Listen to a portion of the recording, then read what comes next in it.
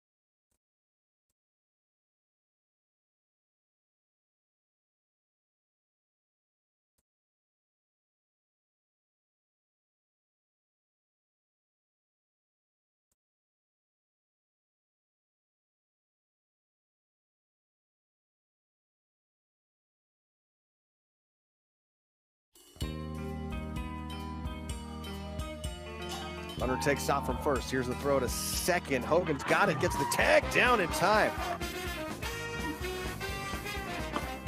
Swing and a miss. 3-pitch strikeout blank Cato. Hughes at first base with a big lead, and there he goes. Throw to second, and Dom just slides in safely. Good throw from Cross, but Hughes with the big lead and the good jump. Line shot to center field. Hughes comes in. Now he goes back and reaches up and makes the catch, and he falls onto his back during the play. Dax now with the 2-ball, 1-strike count. Runner at third base and 1 out. Marshall's trying to tie the game with the infield pulled in. Here's the 2-1, and he bunts it sharply back to Pierce, who's going to look the runner back. Pierce will hold on to the baseball. Now he throws to Marco Pinicello, who makes the tag. They throw to Brown, and they say safe at second. Slow roller up the middle. Hogan sliding play, steps on the bag, spins and throws to first, and in time, Caden Hogan. What a treat it was for people back home because to watch these games. Runner takes off, the shortstop had to go cover the bag, and Glasgow pokes it through the empty spot, and now the runner's going to be waved around third as Gross dives in to score. The 1-ball pitch from Parker. Oh, and Pierce lets it rip onto 2nd Avenue. A moonshot home run for Ryan Pierce, his 6th of the year. What a summer for the big number 18, Ryan Pierce.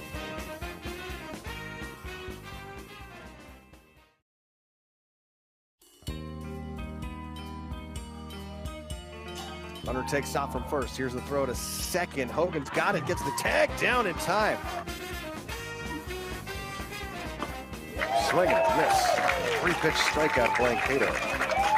Hughes at first base with a big lead, and there he goes.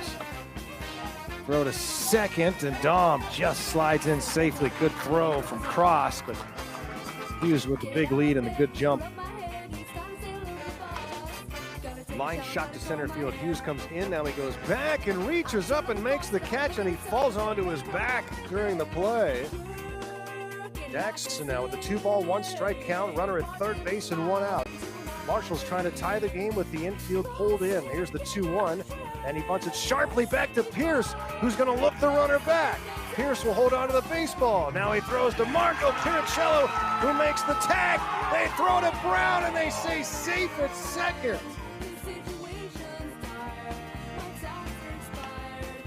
Slow roller up the middle. Hogan sliding play, steps on the bag, spins and throws to first and in time. Caden Hogan. What a treat it was for people back home because to watch these games. Runner takes off, the shortstop had to go cover the bag, and Glasgow pokes it through the empty spot. And now the runner's going to be waved around third as Gross dives in to score. The one ball pitch from Parker. Oh, and Pierce lets it rip onto Second Avenue. A moonshot home run for Ryan Pierce, his 6th of the year. What a summer for the big number 18, Ryan Pierce.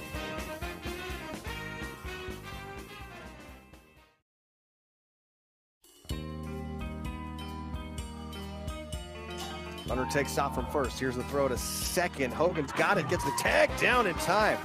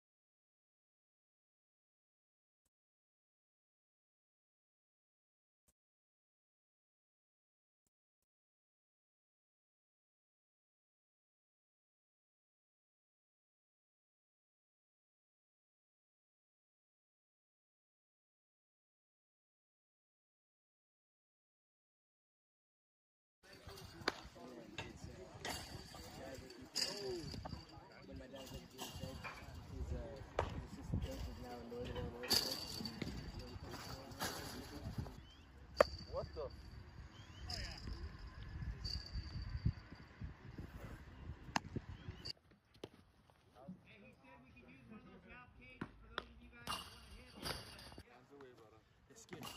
Give it more.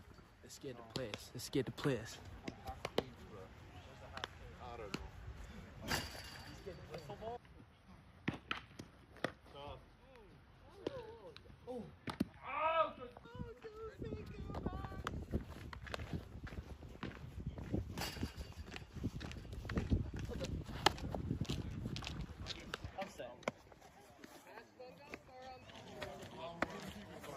Don't mind my black.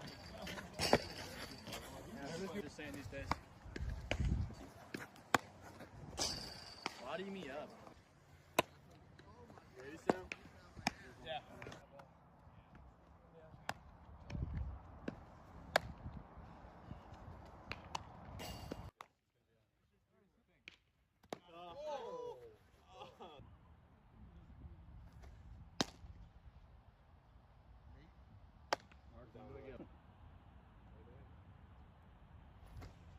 You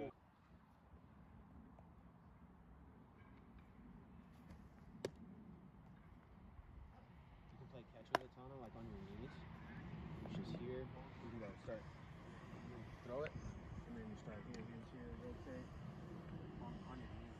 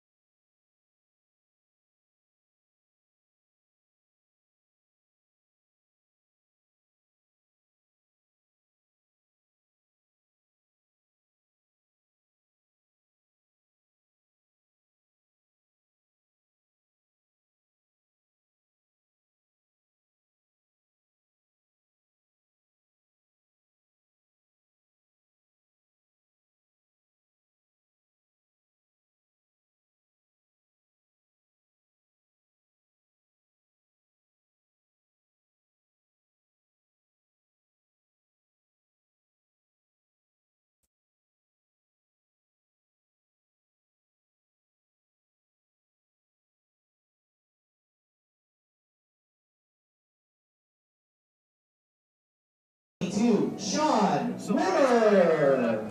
Kind of springboarded Martin Luther King. At first base, wearing the number 35, Cole Alexander. At second base, wearing the number 4, Matthew Kenai. At shortstop, wearing the number 2, Marty Munoz.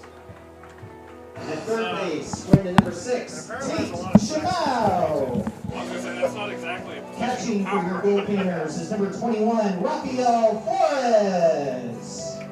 The designated hitter for tonight's game is number 37, Ethan Rimmers. And tonight's starting pitcher for your Goldpanners, warming up in the bullpen, is number 5, Garrett Cooper. Where are our fans? Ladies and gentlemen, at this time, we'd like to ask that you all please stand or kindly remove your hats and place your hand over your heart. Place your hand over your heart for the playing of the Star Spangled Banner.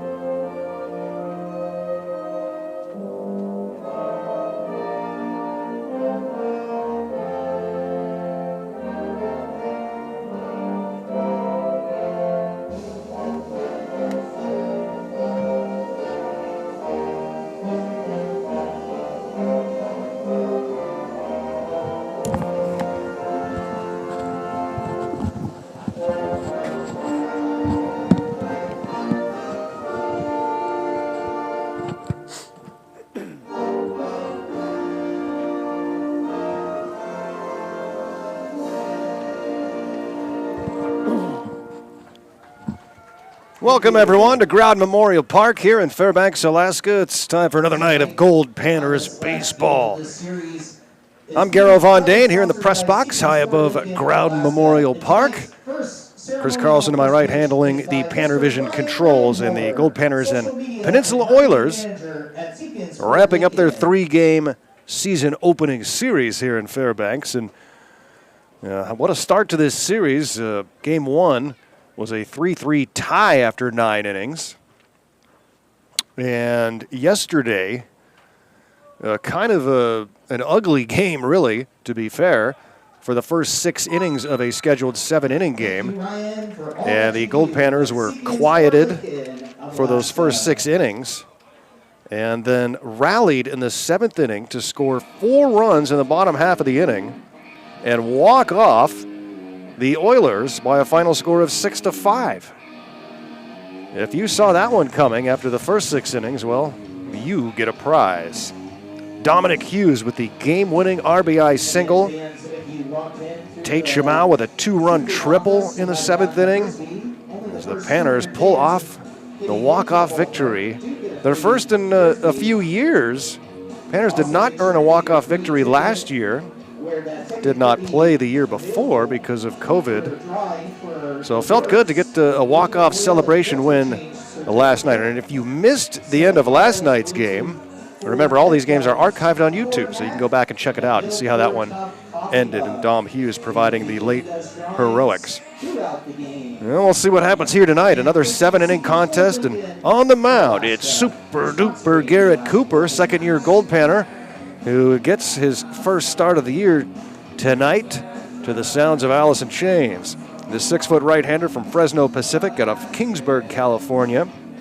Predominantly a hitter last year and a sensational one for the Goldpanners. Batted .341 last year, but he is here to pitch this summer. He did pitch some last season as well, but he's pretty much exclusively a pitcher now at Fresno Pacific, and that's what he's going to be doing here for the Goldpanners this summer. So we're excited to see Cooper get his first start of 2022. And he will go up against these Peninsula Oilers, starting with Casey Burnham, the center fielder, then Shun Sakino, second baseman, and left fielder Noah Hennings for the Oilers. And here we go on a Thursday night in Fairbanks, 6:29 p.m. First pitch misses for ball one to Casey Burnham. In the cleanup spot, it'll be Jake Brown, followed by Jacob Shaver. Dalton Bowling will bat sixth. Graydon West in the seventh spot. Chase Catafias is the designated hitter and will bat eighth. And catcher Willie Schwarnick will bat ninth. Willie Schwarnick getting the catching duties for the Oilers, who are looking for their first win of the season. All but had it wrapped up yesterday with that 5-2 lead in the last inning before that Goldpanners rally. Thankfully, the wind is much calmer here tonight. We had a direct, in-your-face, constant gale force wind all night last night. Temperatures in the low 60s here tonight, and much less breeze. Brought to you by Foundation Health Partners. Fouled out of play. It's 1-2. Here out of the gates, Casey Burnham, first batter of the ball game. And the right-hander Cooper approves of the sign and delivers. And it's chopped foul towards the Oilers dugout. Oilers will board the bus and head south after the game. And then rolling into town will be the Ventura County Pirates very soon. This one is hit, just foul first base side. So it remains 1-2 on Burnham. Not a lot of balls hit really hard last night until that seventh inning. Really for either team. The Oilers are batting just 177 in the series.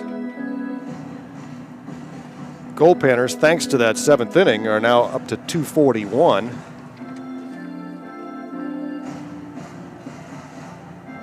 Panners with 4 of their 6 hits in the game came in the seventh. And here's another 1-2 and a swing and a miss, and Cooper strikes out Burnham. One away for Shun Sakino. Now the back of the Oilers, number 1, Shun Sakino. Shunsuke Sakino, the infielder from Cal State Northridge, freshman. A left-handed hitter against the righty Cooper.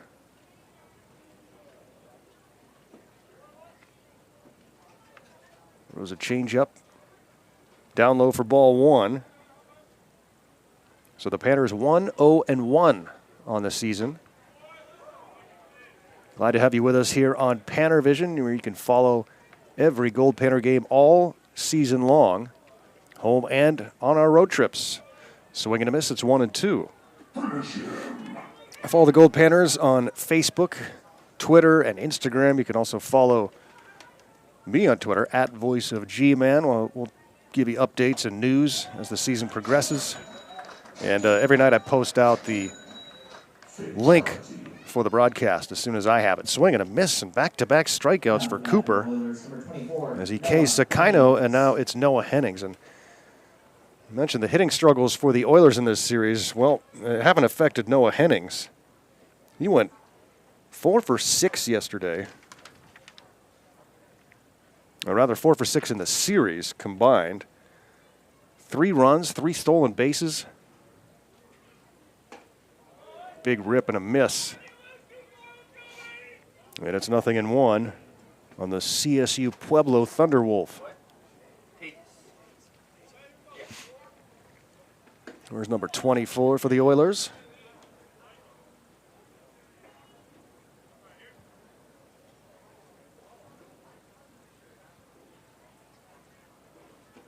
The Oilers really shell-shocked after that loss last night. And it was a strange move in the bottom of the 7th inning. With 2 outs, the Oilers elected to change pitchers. They brought in Mose Hayes, and he gave up a 2-run triple and an RBI single, and that was the ball game.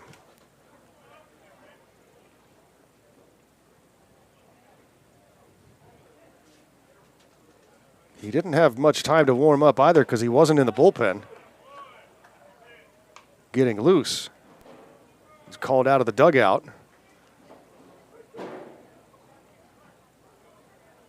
Count is full on Hennings. Chopped towards short. Munoz drops it, picks it up, and he's not going to be able to make the play. So the error charged to the shortstop, Marty Munoz, allows Hennings to reach safely once again. Panners' defense looks like this. Catching for Garrett Cooper's Rafael Flores, Cole Alexander at first, Matthew Pinal at second base, Marty Munoz at short, Tate Shamau at third base. Griffin Harrison is in left, Caden Clark in center, as Dom Hughes gets the night off, and Sean Rimmer is in right.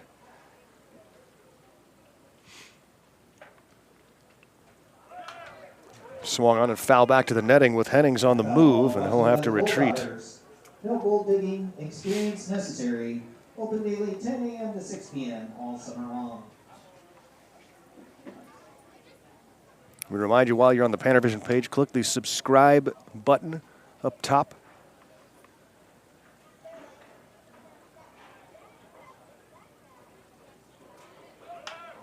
This one is hit high into right center field. Shading his eyes from the sun is Rimmer, and then he's called off by Clark at the last minute. And Clark makes the catch, and down go the Oilers. No runs, no hits, one left on. Go to the bottom of the first, no score in Fairbanks. Swing and a miss. 3-pitch strikeout blank Cato. Hughes at first base with a big lead, and there he goes. Throw to second, and Dom just slides in safely. Good throw from Cross, but Hughes with the big lead and the good jump. Line shot to center field. Hughes comes in. Now he goes back and reaches up and makes the catch, and he falls onto his back during the play. Dax now with the 2-ball, 1-strike count. Runner at third base and 1 out. Marshall's trying to tie the game with the infield pulled in. Here's the 2-1, and he bunts it sharply back to Pierce, who's going to look the runner back. Pierce will hold on to the baseball. Now he throws to Marco Pinicello, who makes the tag. They throw to Brown, and they say safe at second. Slow roller up the middle. Hogan sliding play, steps on the bag, spins and throws to first, and in time, Caden Hogan. What a treat it was for people back home because to watch these games. Runner takes off, the shortstop had to go cover the bag, and Glasgow pokes it through the empty spot, and now the runner's going to be waved around third as Gross dives in to score.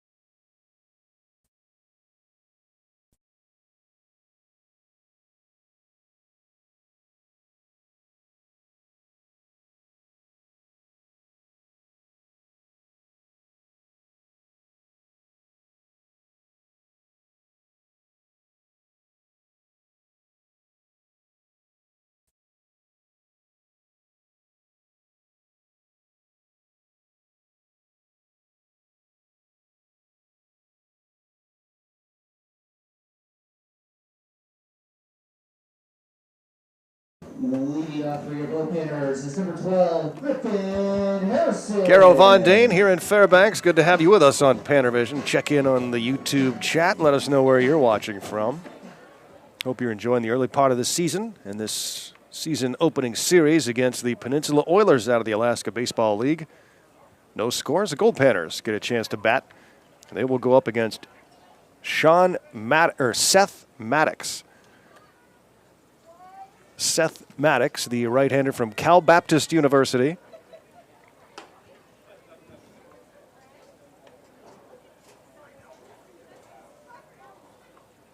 Where he'll be teammates with Goldpanner Marty Munoz. Fastball on the outside half. It's 1-2 on Griffin Harrison, who will be followed by Rafael Flores and Sean Rimmer. Matthew Peninsula will bat cleanup for Fairbanks. Ethan Remmers is tonight's designated hitter. This one is chopped towards third, and the shortstop, West, up and throwing. And ball is dropped over at first base and safe at first is Griffin Harrison. The ball was thrown into the dirt. Now come back for your Alaska Goldpanners, number 21, Rafael Flores. And Flores will stand in. Goldpanners have the leadoff runner aboard. That's ruled a base hit. After Remmers in the 5 spot, it's Cole Alexander. Marty Munoz will bat 7th. Tate Shamau 8th. And Caden Clark in the 9 spot. Defensively for the Oilers. Catching is Willie Schwarrick. Dalton Bowling at first. Shun Sakino at second. Graydon West, the shortstop. Jacob Shaver is at third. Noah Hennings in left. Casey Burnham in center. And Jake Brown is in right. Strike called. And it's 0-2 on Rafael Flores. Sophomore from Rio Hondo out of Anaheim, California. 6'4", 217. Runner takes off, swinging a foul tip. That foul ball brought to you by the Turtle Club. Ooh, the Turtle Club. Sponsoring that foul ball. We need to get out to the Turtle Club. Prime rib.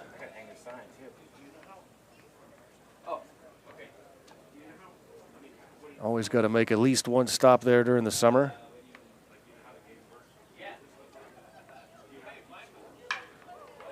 Sharply hit towards third, but Shaver has it, throws to second for one. First, and no, the tag is missed on Flores, so he is safe at first base.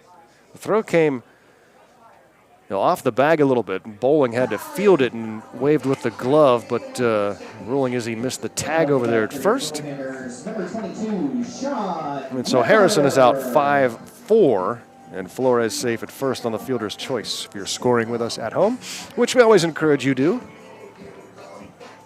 Henry Cole keeping you up to speed on the point streak stats. And Sean Remmer, what a start to the season. He has homered in each of the first 2 games of this series. Got the first base hit for the Goldpanners last night. In the 5th inning, there was 2 outs in the 5th. Panners did not have a hit. And his solo home run got him on the board. The Panners would later rally to win it 6-5. The 4-run 7th inning to walk it off. Swing and a miss, 0-2 on Rimmer. Sean is 3 for 8 so far. 3 runs batted in, 3 runs scored. And of Yavapai College in Arizona on his way to Hawaii.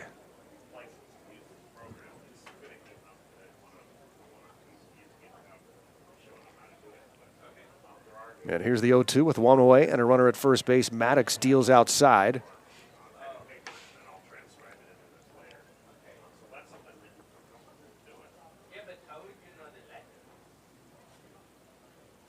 Panners are off tomorrow night, a rare Friday off night here in Fairbanks.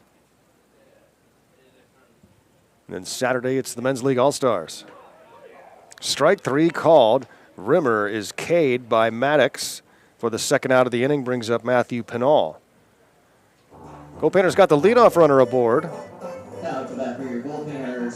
with an infield hit, but now 2 away, still a runner at first.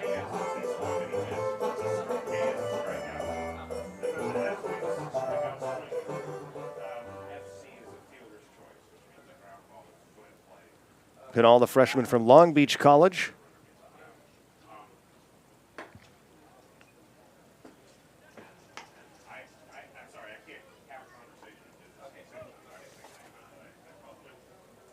Takes ball 1. Went 1 for 3 in last night's ball game with a walk. He slices this one into shallow left. This one's going to drop for a base hit. Peninsula has the second Goldpanner hit here in the inning. Going to second on the play is Flores. And now Remmers. will stand in, the designated hitter, big number 37. The freshman from San Francisco State, 6'4", 235 left-handed hitter.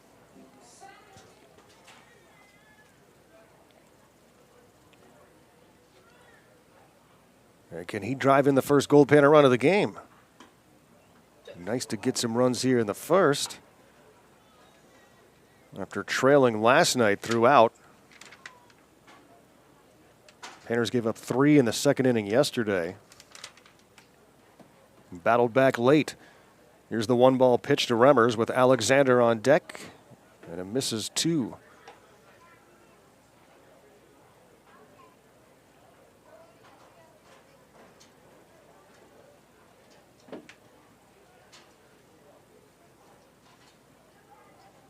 The right-hander checks the runner, delivers.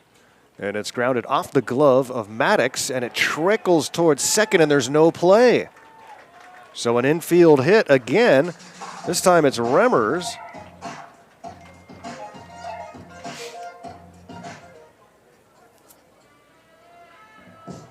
Would have been better off just to let it go and allow Sakino to make the play, but, you know, it's instinct. You reach out for that baseball.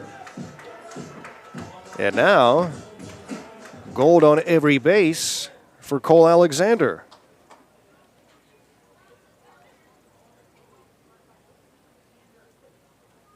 There are 2 outs, and Alexander takes a curveball for a strike. Sophomore from Hawaii out of Georgetown, Texas, 6'6", 225, another left-handed bat. For Fairbanks. Well inside, almost hit him. He danced out of the way.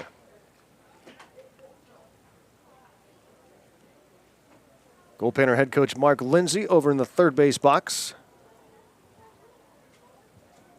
Jake Taylor in the first base coach's box. This curveball is chopped in front of home plate, and playing it himself is Schwarek, and he will send it to first for the out. Goldpanners leave him loaded here in the first inning, and after 1, no score from Groudon.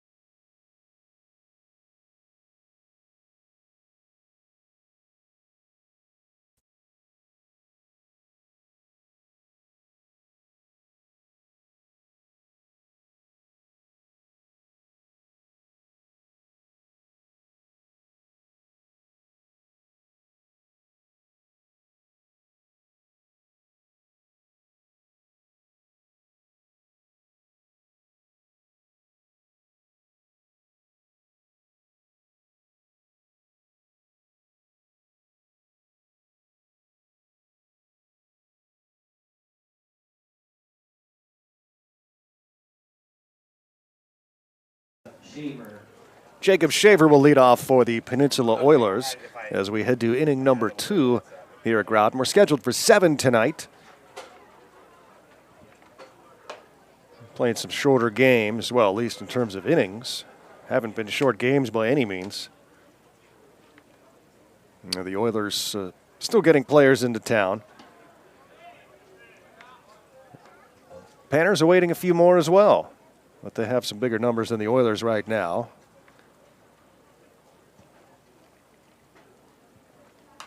Flying has just been really tough. A lot of cancellations.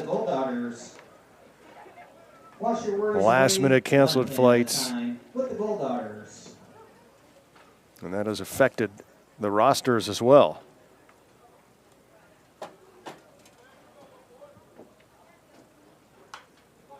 And just guys finishing up collegiate seasons as well. All brought to you by Wendy's. Well, a few years back when summer ball was a little more loaded with the higher echelon D1 players, we would sit around in June just hoping for everyone to lose in the College World Series so they could finally get up here. Cooper strikes out Shaver. That's his third strikeout in the first 5 batters he's faced. And that'll bring up Dalton Bowling. Last summer, the Goldpanners took a trip to California at the end of the season. Mentioned the West Coast World Series where we concluded the campaign a year ago, but before that, drove up through Chico, California, and then up to Eureka, a place I've always wanted to go, and then that's where Garrett Cooper's dad is from. And it was an awesome trip, really cool to go up there. Isolated town on the North California coast.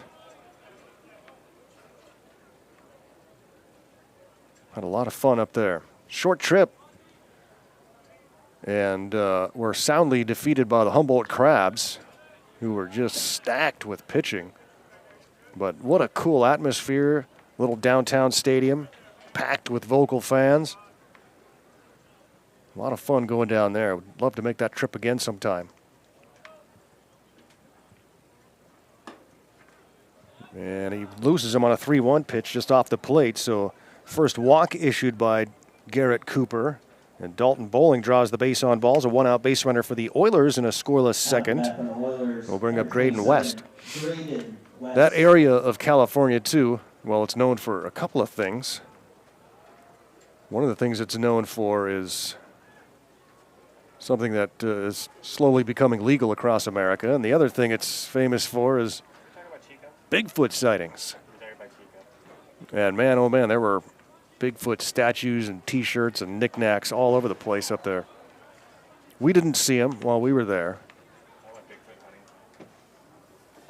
That's the area where the famous Patterson-Gimlin film was shot. That Bigfoot video everyone's seen. Chop foul at home plate. And there's your geography lesson for today. Hope you enjoyed our talk about Humboldt County.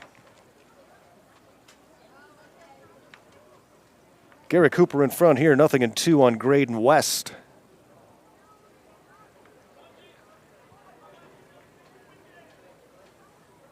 Runner at first with 1 out.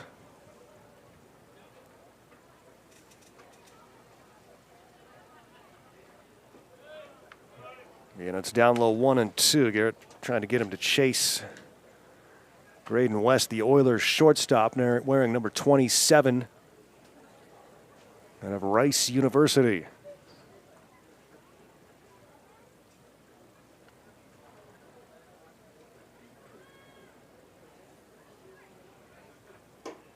Swing and a miss, and he strikes out West. 4th strikeout for Cooper. This year at Fresno Pacific,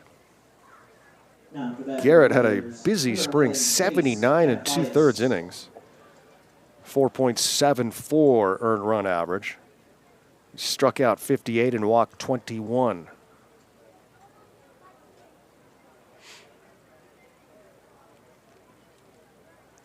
I mean, he's off to a good start so far here. Garrett, 20 innings for the Goldpanners last summer.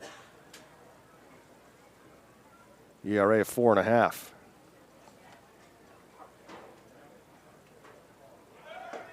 Swing and a miss. Throw to second base as the runner takes off, but the throw is way off the bag. Runner had stopped because he was going to be dead to rights. But then when the throw was way over to the third base side of the bag, he said, oh, I can make it to second, and did. No into scoring position, but the count is 0-2 on Chase Catafias. Freshman from Belmont University. Garrett Cooper and Ryan Pierce, the top hitters on the Goldpanners a year ago. Pierce with the power, Cooper with the average. Strike 3 called. Garrett Cooper strikes out the side in the second. He's got 5 in the game. 0's on the board through 1.5.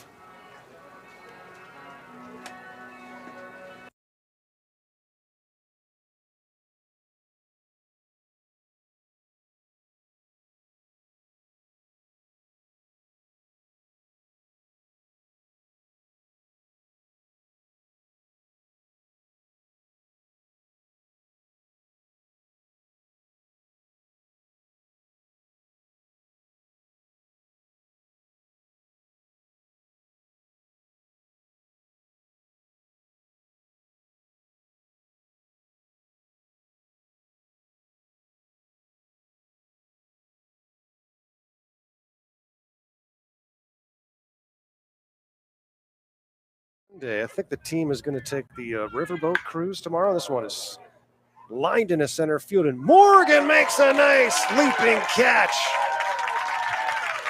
Ray Morgan. It looked like that was going to drop, but then Grady, his body language showed, yeah, I got this. And he lays out and makes a nice grab. Grady Morgan in center field.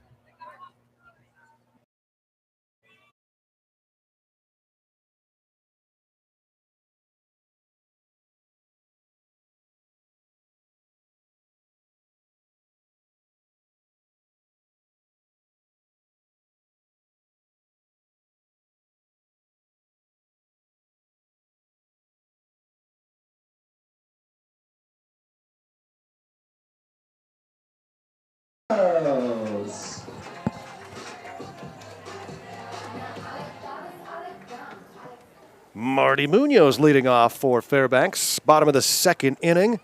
No score. Munoz, Shamau, and Caden Clark due up. Goldpanners loaded the bases with 2 outs in the first inning, did not score.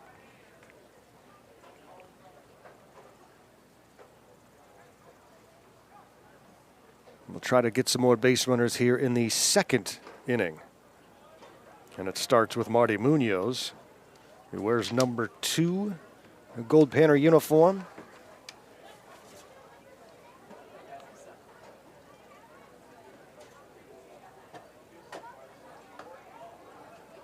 Sophomore from Cal Baptist out of Riverside, California. And another left-handed bat for Mark Lindsay in this lineup.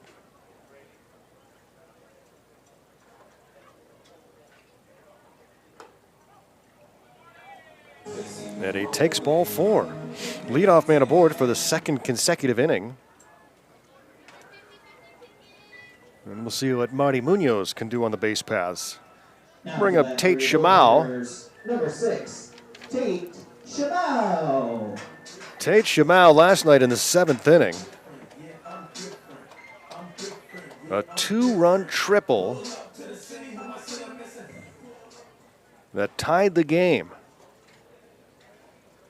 And then Dominic Hughes drove him in for the game-winning run with a single to right. Shamau, a freshman from USC.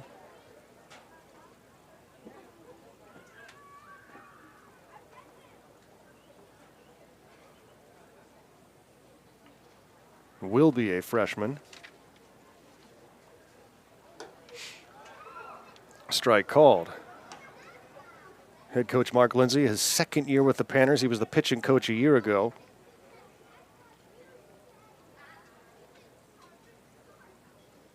It was a difficult summer to navigate last year.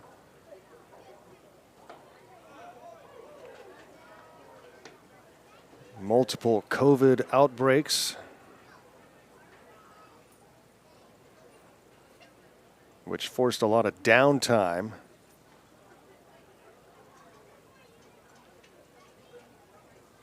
And then just trying to plug gaps and get a team on the field.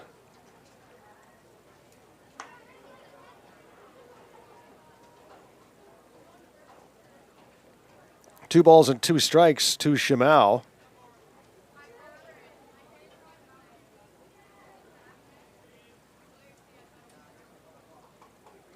There goes the runner. And it swung on and hit high into left field. And Henning started back and then comes running forward and makes a sliding catch on the grass. That one had him fooled off the bat, but he was able to recover nicely. And Shimau is out number one. Caden Clark in the 9 spot for the Goldpanners.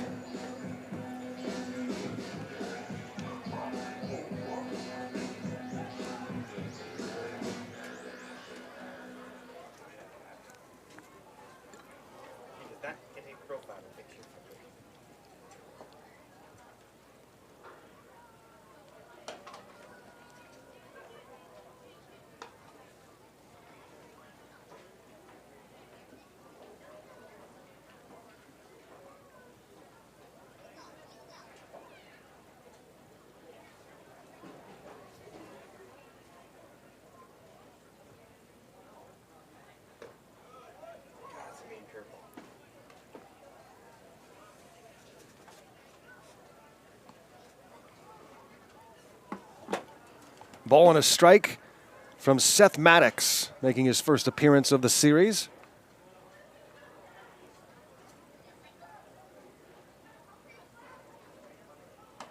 And he deals outside for ball 2. Caden Clark, number 33. A freshman from Dixie State out of Tooele, Utah, outside of Salt Lake.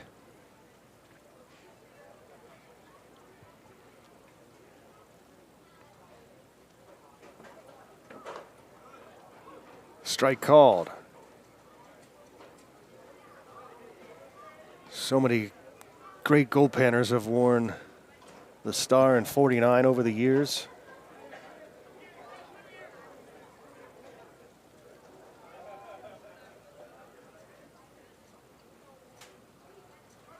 And played on this very turf. It's popped up high in the infield with the runner on the move. He's going to have to hustle to get back to first base in time and just gets back.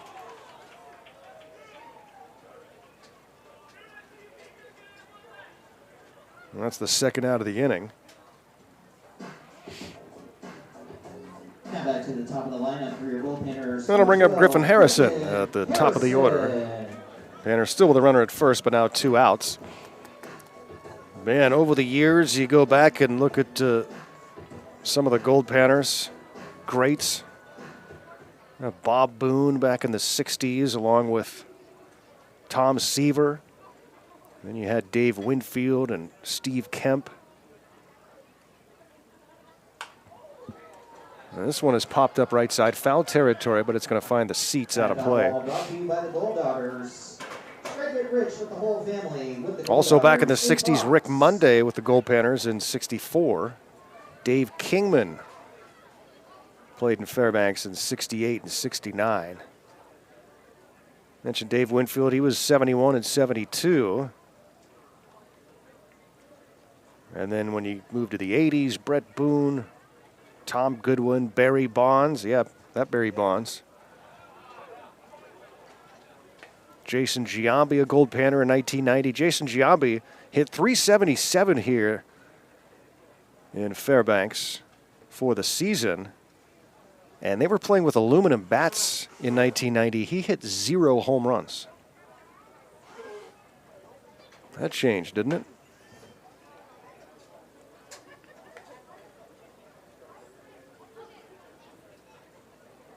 Some more recent Goldpanners who are in the big leagues. Well, Brendan Ryan is retired now. Alex Vesia with the Dodgers. Scott Hurst, St. Louis Cardinal. David Fletcher with the Angels. Dazzled fans here playing shortstop. It's plopped up and it's going to land fair in left field, a base hit, and the runner's going to go to second because the throw went to third. So Gold at second and third with 2 outs here in the second inning. Harrison has a couple of hits.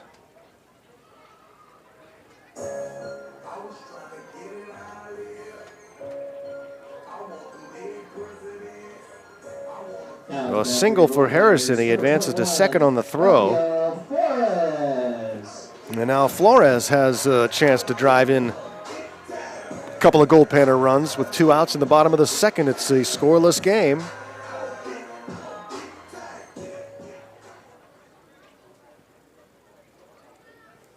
Flores with the pink bat. Goldpanner catcher.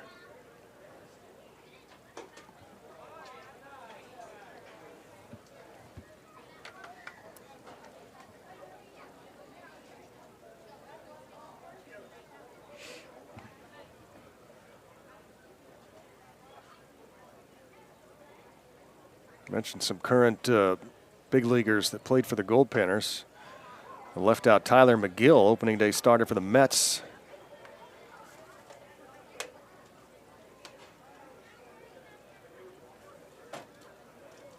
John Schreiber, who's been up and down with the Tigers and Red Sox. Swing and a miss. 1-2.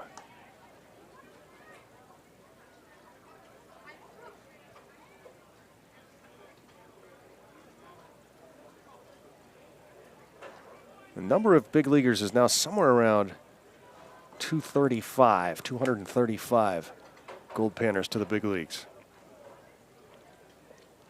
Here's the 1-2. He reaches out and pokes this one into right, a base hit. 1 run comes in to score. Here comes Harrison, and it's 2-0 Goldpanners, a 2-run single for Rafael Flores. Big piece of 2-out hitting for Flores. That pitch was high and away, and he went after it and just went with it. Nice poke to right. Munoz and Harrison both score, and the Panners have a 2-0 lead.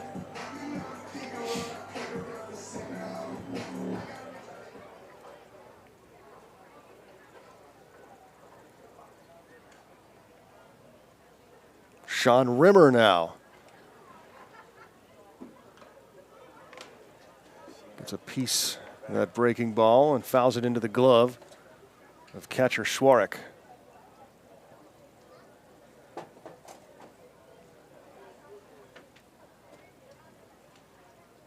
Two-zip Goldpanners, bottom of the second.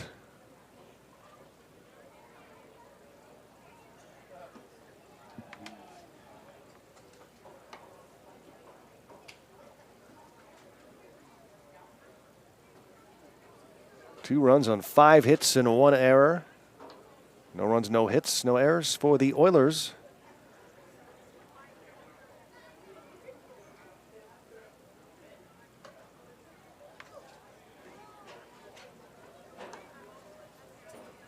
Oilers have had some great players over the years. John Olerud, JT Snow, JD Drew.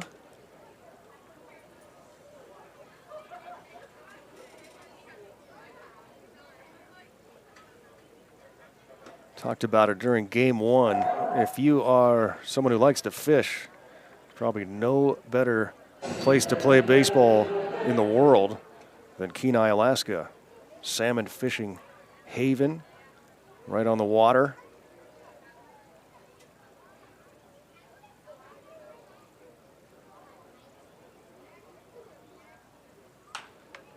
This one is skied in the infield. West is caught off by Shaver. No, West is going to make the play right behind the mound. That's the final out, but the Goldpanners scored 2 runs on 2 base hits and now lead it 2-zip after 2.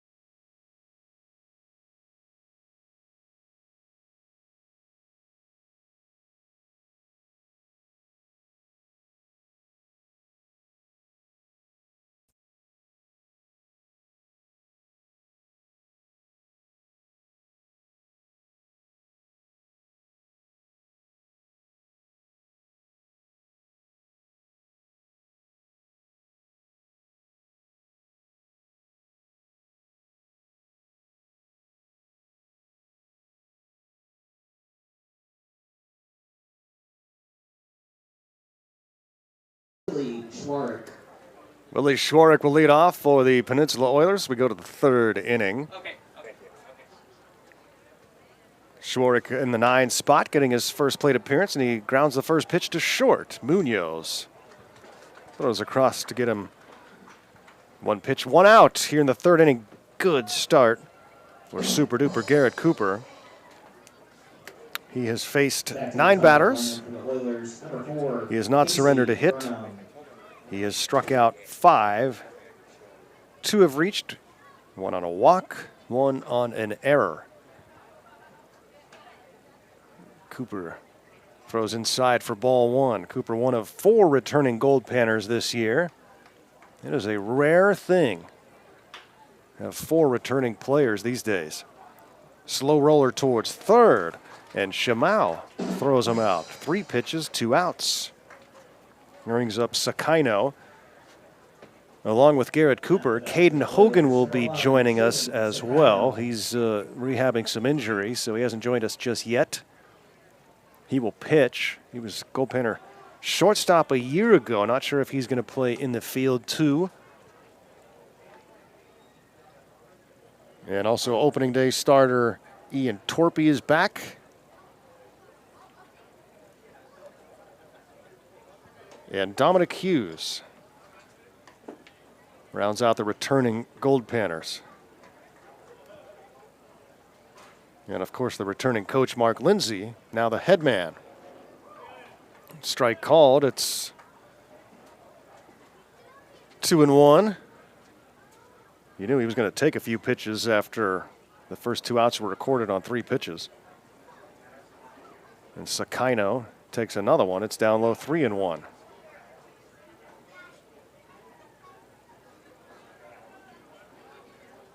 Cooper, just a calm, cool demeanor. Very relaxed. And he misses for ball 4. Now at the bat for the Oilers, number 24, Noah Hennings. Second walk issued by Garrett Cooper, and now here's the trouble spot in the order, Noah Hennings.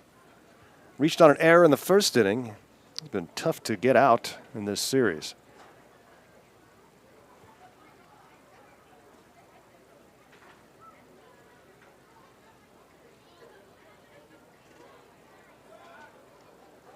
Throw to first, and it skips off the glove of Alexander, but he keeps it near.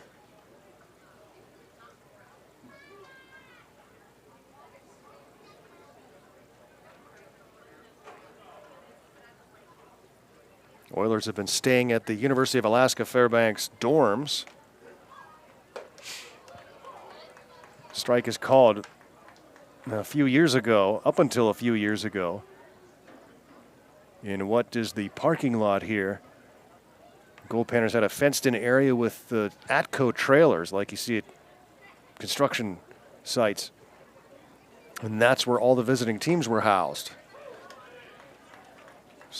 Known as the Olympic Village, the OV, or just the Village. And countless stories from everyone who stayed in the Village over the years. Kind of like when you go to Kenai and you stay in their facilities. That's a unique experience as well, in a much different way. And it's a great, but Goldpanners used to really enjoy opening their season in Kenai because everybody stays in one big room. There's bunk beds in a giant room. And no better way to get to know your teammates quickly than in that atmosphere. Here's the 0-2. Grounded through the left side. Another base hit for Hennings as he singles to left and moves the runner over to second. And the third inning will continue here for the Oilers. Hennings now 5 for 8 in the series.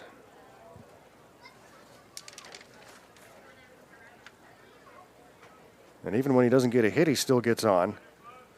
Error, hit batsman.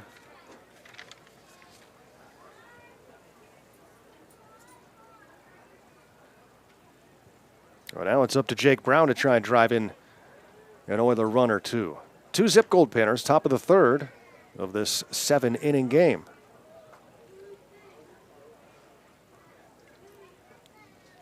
Talked to Christoph Falk before tonight's game. He will be with the men's league team on Saturday. Not sure how long that game will be.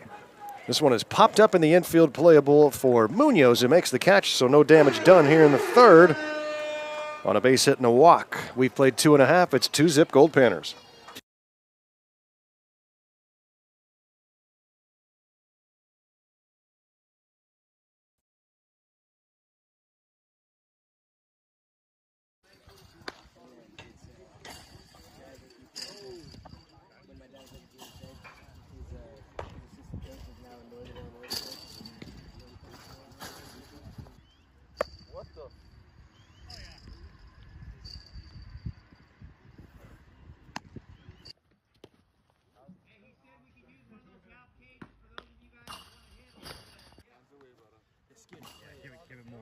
Let's get the place. Let's get the place.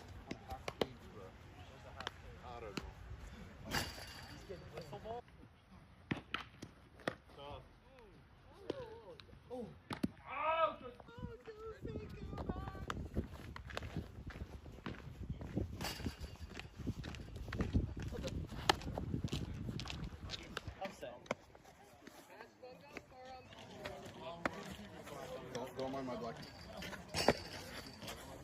Just saying these days. Body me up. You ready, Sam? Yeah.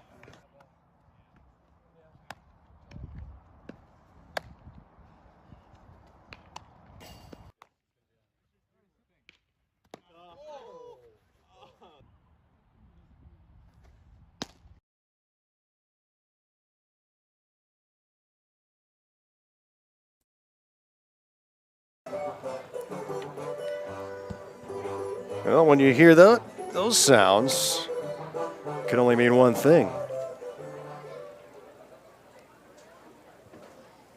It's Matthew Peninsula.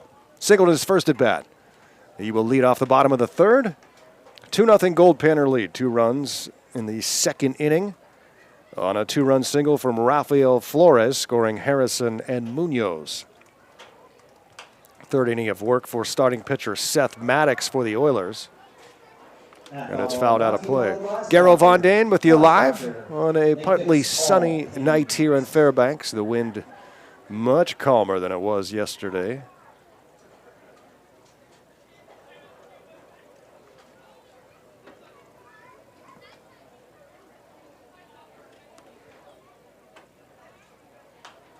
And it's popped back and out of play.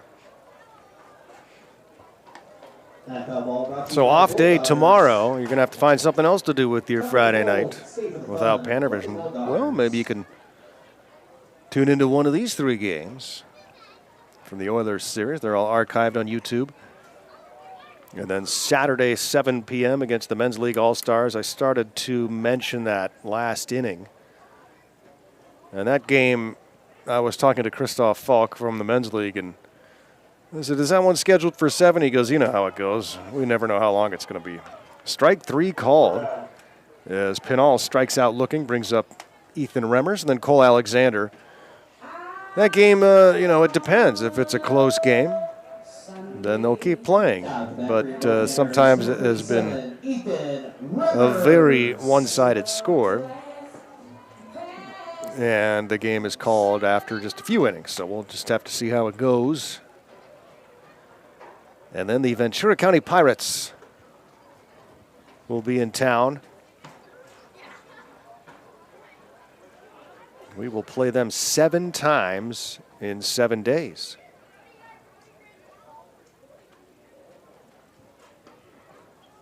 A lot of sponsorship nights. Tonight is Seekins Ford night. Got a nice Seekins Ford Frisbee before the game. 2 balls and no strikes to Reeves. He fouls it back. Remmers, rather. Looking at Reeves here on the roster sheet. It's 10-0 Chiefs night on Sunday. That's a 5 p.m. start Sunday.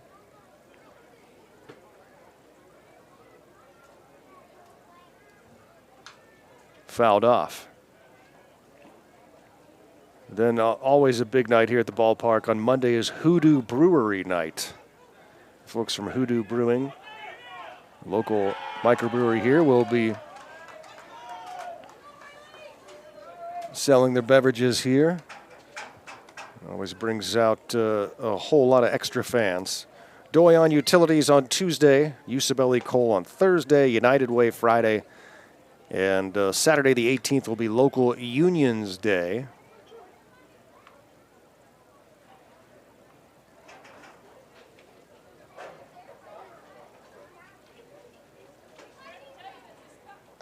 Three-two pitch, called strike three. Remmers thought he had ball four.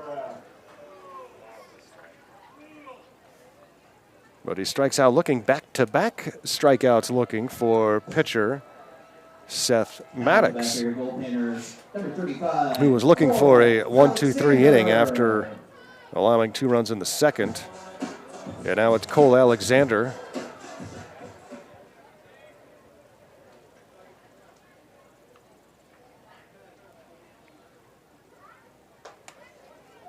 Chopped out to the catcher in his first at bat.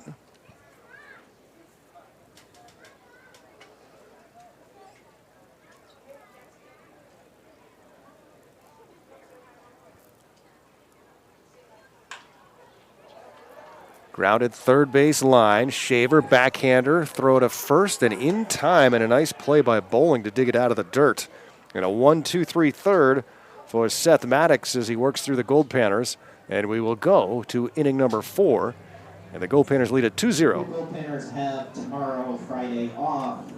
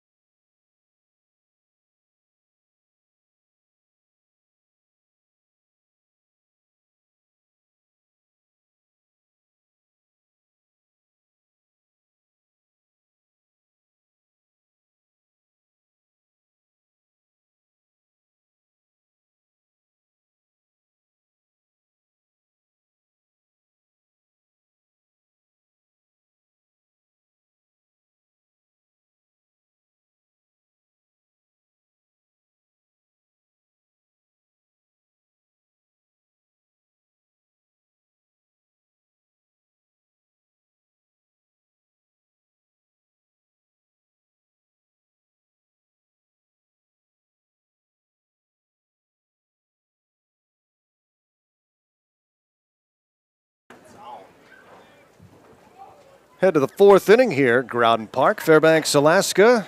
Garo Von Dane with you live. Tell us where you're tuning into Pannervision from on the YouTube chat. This one is smoked down the left field line as Chalk flies. And rounding first and on his way to second base is Jacob Shaver, and he gets there with a stand-up leadoff double here in the 4th. Hardest hit ball off of Garrett Cooper so far today. And that brings up Dalton Bowling. For Cooper so far, 3+, no runs. That's the second base hit he's given up. He has struck out 5 and walked 2. So the sun creeps back out again. It hasn't rained here in a while. It's kind of a strange scene here because the Chena River that rolls through Fairbanks is really high. And the explanation I was given for that, despite the lack of rain, is just that it was such a brutal winter here that Things up high are still slowly melting and thawing out, and thereby filling up the waterways. Alaska is home to over 3 million lakes.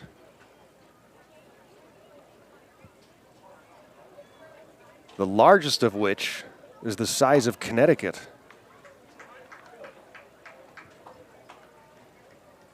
Swing and a miss. And it's 1-2. Dalton bowling with a runner at second base. The Oilers trailing 2-zip. Reaches down and misses. Strikes out. 6th K for Cooper. Fatality. Brings up Graydon West with one away.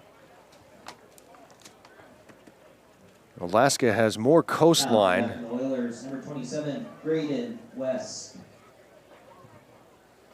Than the lower 48 does.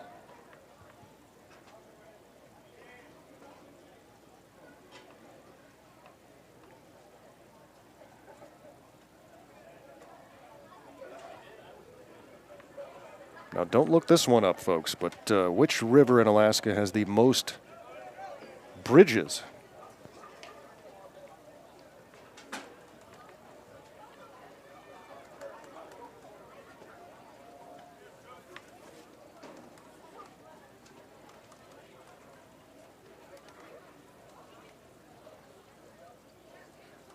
I told you our geography lesson was done earlier, but clearly I was lying. It's popped up high into shallow left, and coming in to make the catch is Harrison. That's the second out of the inning.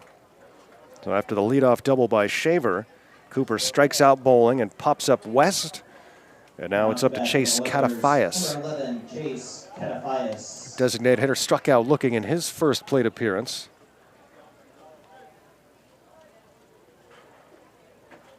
Fairbanks is pretty much the end of the road driving north. I mean, you can go about 15 minutes north to what is called Fox. And then that's about it, unless you're heading to the Yukon River or an oil truck heading to the slope. That's about it here.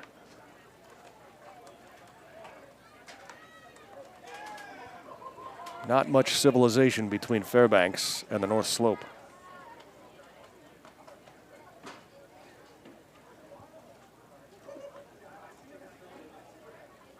Nothing in 2, Cooper in front of Cataphias.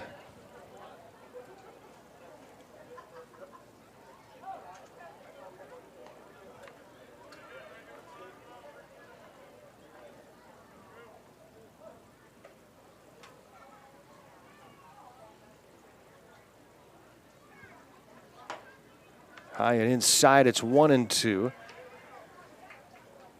Bullpen starting to get loose for the Oilers. Nobody for Fairbanks so far. Cooper cruising thus far. Trying to finish off the Oilers here in the 4th. There was a curveball inside. It's 2-2.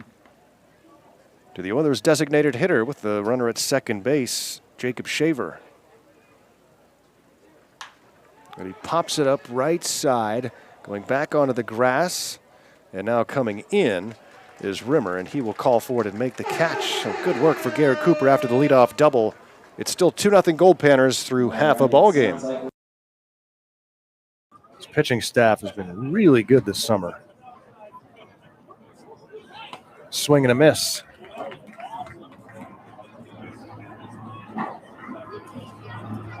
Ball and a strike on Sam Blanqueta, who walked in the top of the first inning. Now he bats here with 2 outs and nobody on, and it's strike 2. And Torpy would love a quick inning here after facing 7 batters in the first.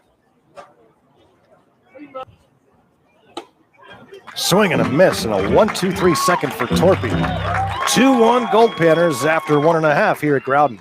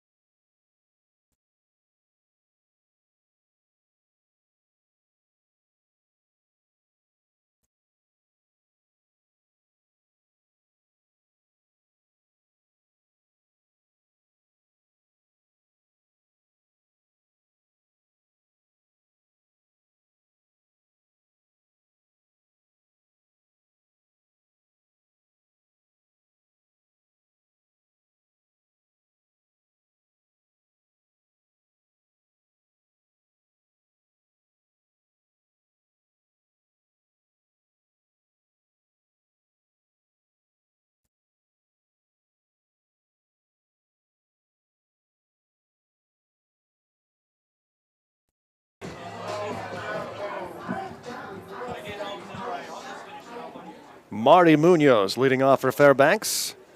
Bottom of inning number 4, and the Goldpanners leading 2-zip. This one's scheduled for 7, so we're halfway through. This game 1 hour, 3 minutes old. It'll be Munoz, Shimao, and Caden Clark. But yesterday, late in the game, with the Panners having tied in the opener and trailing by 3. In yesterday's game, we were wondering aloud if Panners had ever gone winless in their first 2 home games. And it was rendered moot because they came back with that big rally in the bottom of the 7th.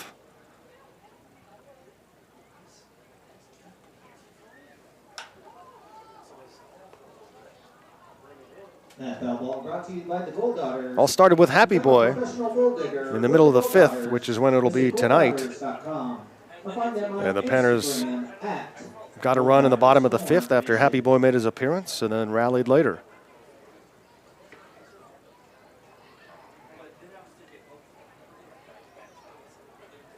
The 2-2 misses inside.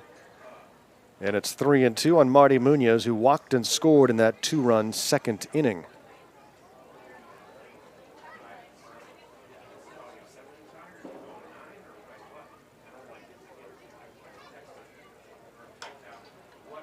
That slider is fouled out of play into the Goldpanner bullpen up the left field side.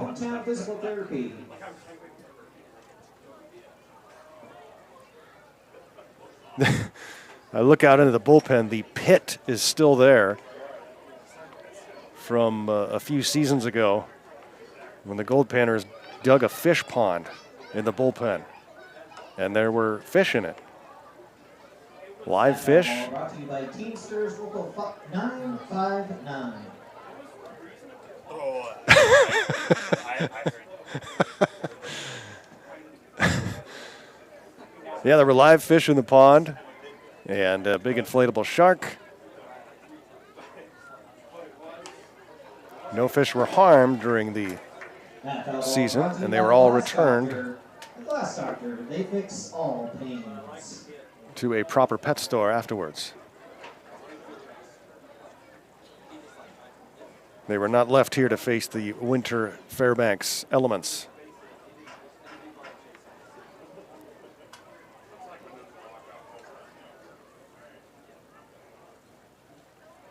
But the hole is still there in the bullpen. Check swing, they say no, and it's ball 4 to Marty Munoz. He has walked twice in the game and brings up Tate Shimao.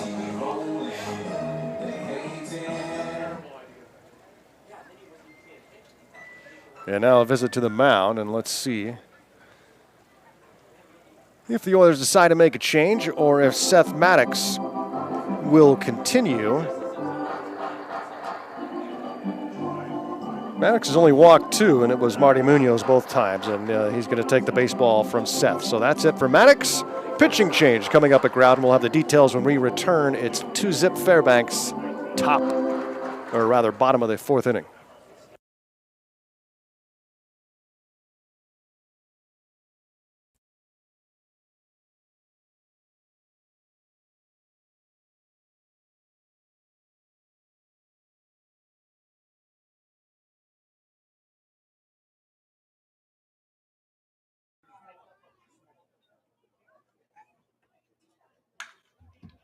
Grounded right side.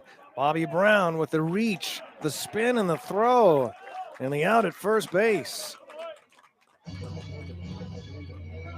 Bobby's having an all right game, isn't he?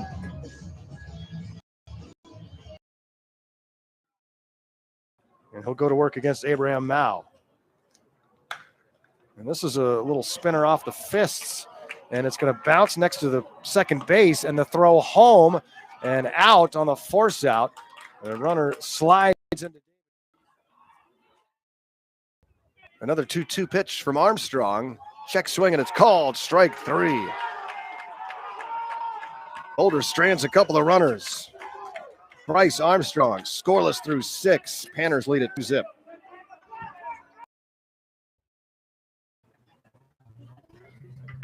And smacks this one fair down the right field line. Rodriguez brings in another run. 4-1 Goldpanners. A big 2-out base hit for Chase Rodriguez. He was on top of that pitch from Rockwell Libbert. Second baseman, number 2, And Chase Carson Gross. picks up RBI number 4 on the season.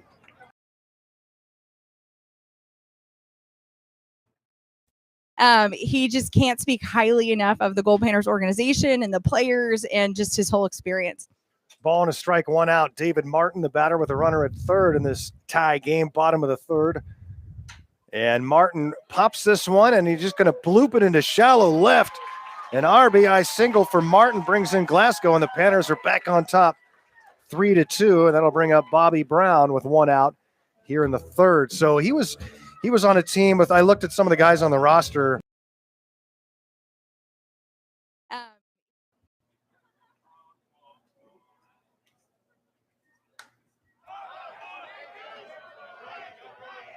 And it's popped up, and it is, wow, what a grab by Martin with the bare hand. After he can squeeze it into the glove. And Martin with a big smile as he holds the ball into the air. New pitcher into the game is James Shimashita. James Shimashita, the left-hander from San Jose State University, redshirt junior. And he starts with a pitch downstairs to Tate Shamau. Shamau for the Goldpanners, popped out to left in his first at-bat. The walk to Marty Munoz ends the day for Seth Maddox after 3+.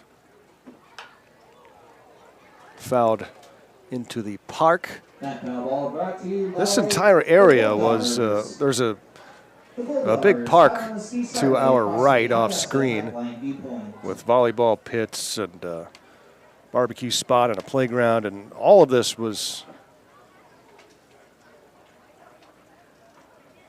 private land that was sold together as one parcel, and then the baseball field was built in 1961. And for many years, the park to our right was a campground.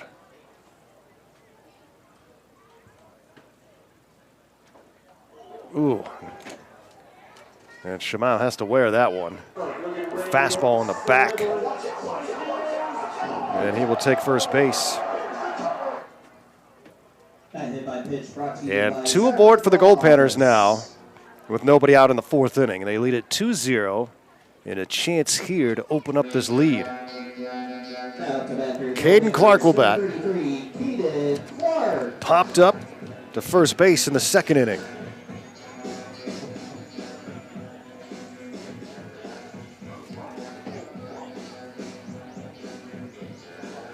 Looking for his first Goldpanner base hit. He was 0 for 1 in the opener, but on base 3 times. Walked twice and was hit by a pitch.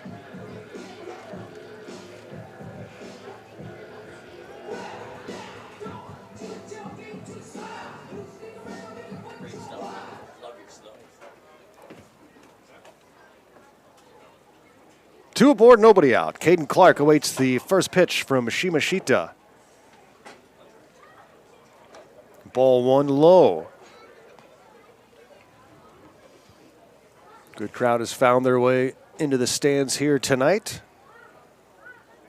On a sunny night, stands below the press box full.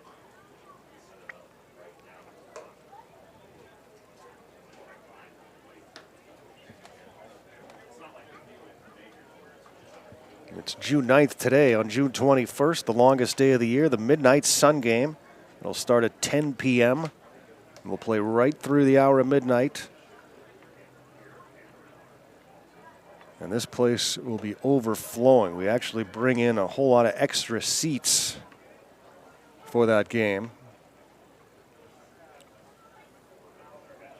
And pack this place with people coming in from all over the world for that unique event. A baseball bucket list item for so many. Swing and a miss. It's 2-2 on Clark. Just an awesome event. And man, in recent years, we've had fantastic games. It's a game the Goldpanners almost always win. But this year's opponent has gotten the best of the Goldpanners a couple times in recent years, the San Diego Waves. And the Waves are led by General Manager Mike Studer, who grew up here in Fairbanks. He loves coming up here with the Waves, and especially getting a chance to play in the Midnight Sun game. When Mike Studer was young, his favorite Goldpanner was Kevin McReynolds. He went on to a good big league career. 3-2 pitches hammered to center, but there is Casey Burnham to make the catch for out number 1. Hard hit ball, but right out the center fielder. And we'll go to the top of the order for Griffin Harrison with 2 aboard and 1 out. Down to bat for your Goldpanners, number 12, Griffin Harrison. You don't have to. Okay. You just take this knob here and just like point it around that way. Right? Don't worry about no focus. The first Midnight Sun game that we are sure of is 1906. When the Eagles Club took on the California Bar. It was the Drinks versus the Smokes.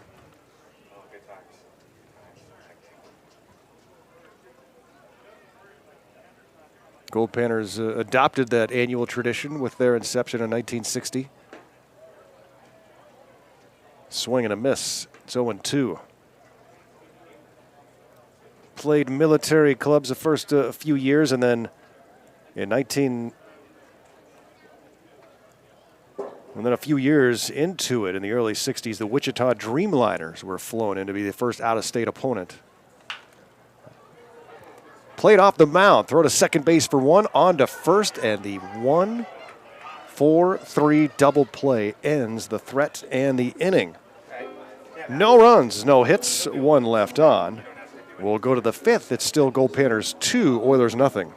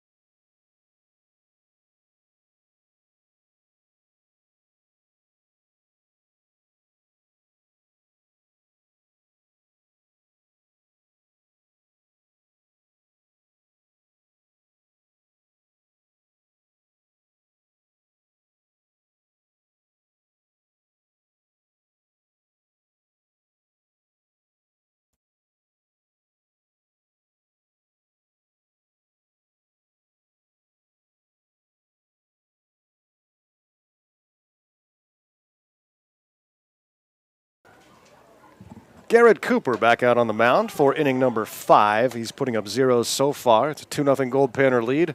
No runs on 2 hits for the Oilers, 2 runs, 5 hits for Fairbanks.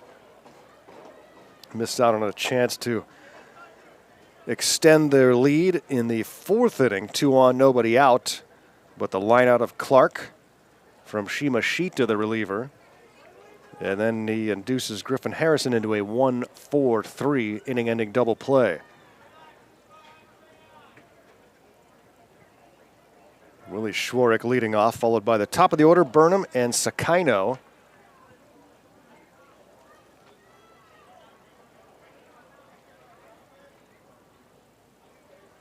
Six strikeouts so far for Cooper. This one is hit hard down the left field line, and it is a fair ball, and one hops the wall and left. Schwarek around first on his way to second. He will slide in safely with a leadoff double here in the 5th. It is the second consecutive inning the Oilers have gotten a leadoff double. Back to the top of the lineup for the Oilers. They weren't able to score in the 4th. Cooper strikeout and a couple of flyouts kept the runner from advancing. And now he will try to do the same thing here in the 5th. Burnham is 0 for 2 in the game. Sakino to follow. He's 0 for 1 with a walk.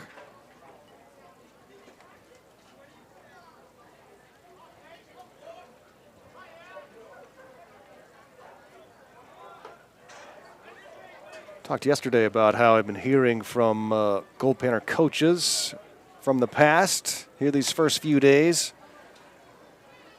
And hearing today also from the Dudois family from Hawaii. Shane Dudois, assistant coach last summer. Here's a bunt put down, third base side, a nice one, and the throw to first is not in time. So a bunt base hit for Casey Burnham. A beautiful job putting that one down. So the bunt single for Burnham puts Oilers at the corners with nobody out, and a golden opportunity here for Kenai. Shane Dudois, assistant coach last year, along with the current head coach Mark Lindsay. And Shane's wife Jovi tuning into Panner Vision here tonight. Man, we miss you guys. Panner Manor's not the same without you.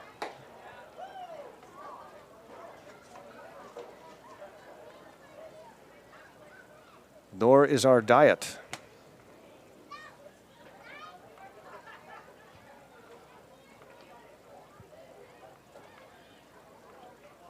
Jovi hung out with us, Shane's wife, all summer.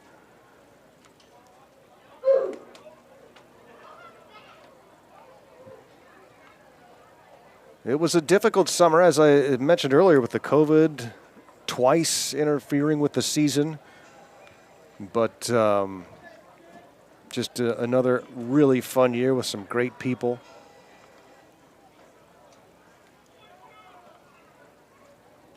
Goldpanner catcher Flores getting his mask looked at right now. Equipment issue. That's the reason for the holdup. And the Dudois tuned in from Hawaii. And they will be spending some time this summer watching their son play for the Boise Hawks.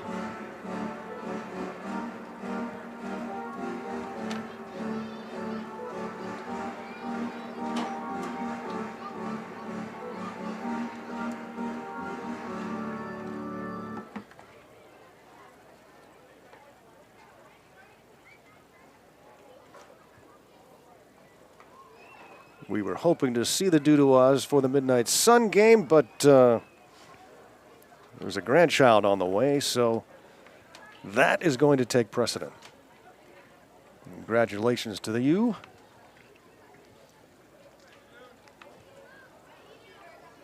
And the equipment issue still keeping this game paused, but now it looks like Flores is ready to go. And so standing back in is Shun Sakino. And we'll see if the stoppage cools down the Oiler bats after consecutive hits here in the 5th inning, have them in business. Line foul left field side. It's 1-2. That foul ball brought to you by local livers 942. Last year, Goldpanner head coach was Anthony Farrow. He is the head coach at Butte College, outside of Chico, California.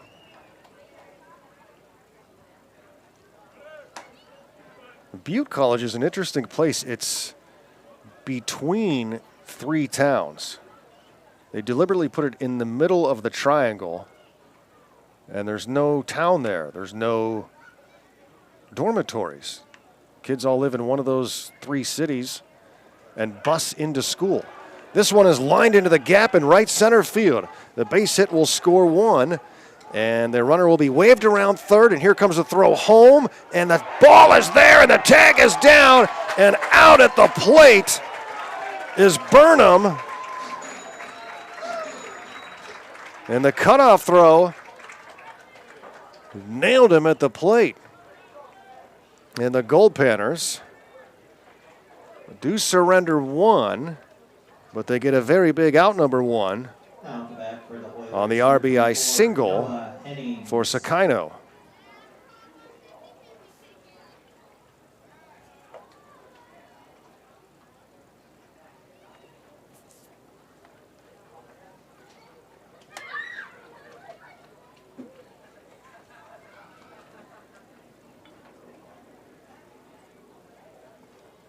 It took a perfect throw from Pinal and a great catch and tag from Flores. And the Panners get it done and hold on to this lead. The runner takes off for second. Here's the throw. Tag is down and he's out at second base. Flores throws out Sakino. And this time it's Pinal with the tag.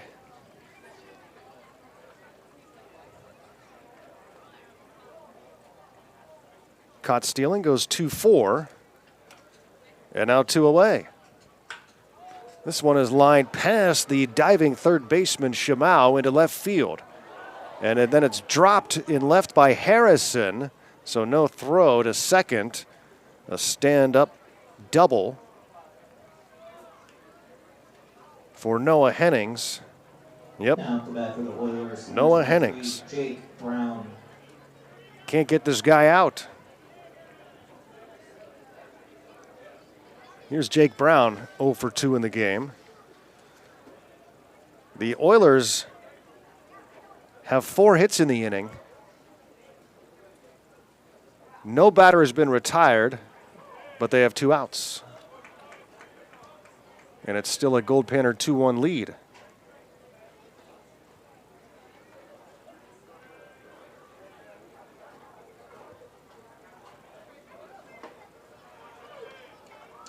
We're in the top of the 5th. The stretch will be in the middle of the 5th inning.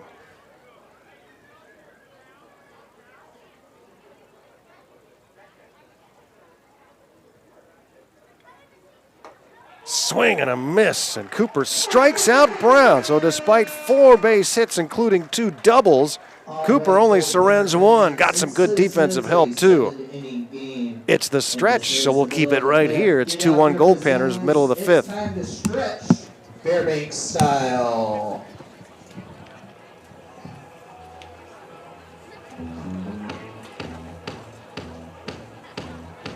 I was walking on the street on a sunny day. Hubba, hubba, hubba, hubba, hubba. A feeling in my bones says I have my way. Hubba, hubba, hubba, hubba, hubba. Oh, I'm a happy boy. Oh, I'm a happy boy.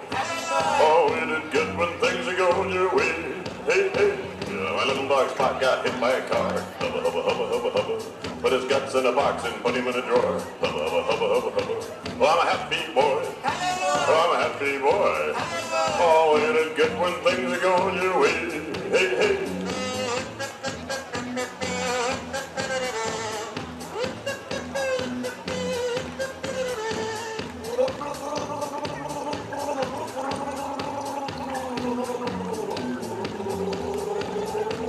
I forgot all about it for a month and a half. Hubba, hubba, hubba, hubba, hubba. I looked in the drawer and started to laugh. Hubba, hubba, hubba, hubba, hubba. 'Cause I'm a happy boy. Oh, I'm a happy boy. Oh, ain't it good when things are going your way? Hey, hey.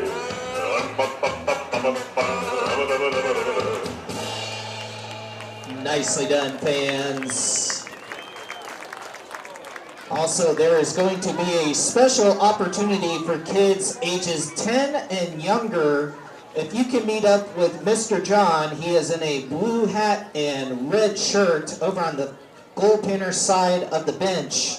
You will get to run the bases at the end of this inning. Again, kids under the age of 10, please meet up with John over on the third base side of the field to get ready. Happy Boy makes his customary appearance during the stretch. And let's see if he brings some Goldpanner runs along with him. Swing and a miss on the first pitch to Rafael Flores in the bottom of the 5th inning. Flores, Rimmer, and Pinal due up. It's been a bit more of an entertaining game than yesterday's was until the final inning, hasn't it? It was a snoozer yesterday until those late heroics.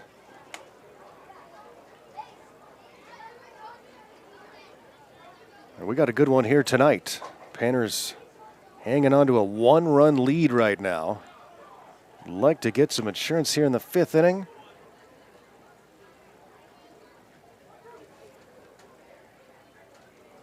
Garrett Cooper works himself out of a big jam in the 5th.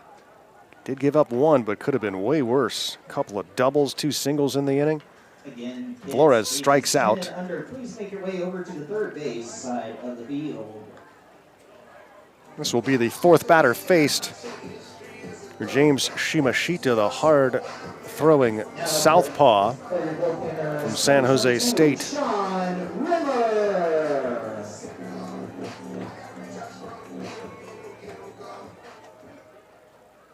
Well, this will be rather the 5th batter faced. He hit the first batter. Got Clark to line out to center. Harrison into a 1-4-3 double play, and he strikes out Flores to open up the bottom of the 5th. Check swing, did he go? Yes. Rimmer 0 for 2. Does not have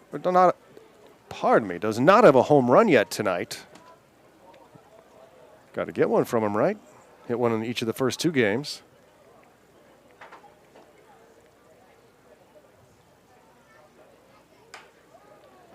This one is blooped behind second base and tracked down by Sakino for out number 2. Last year, the Goldpanners' Noah Turley hit 5 home runs in the first 3 games.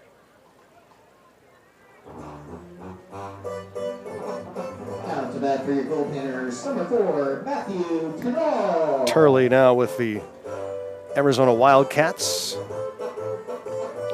Only was with the Goldpanners for a couple of weeks.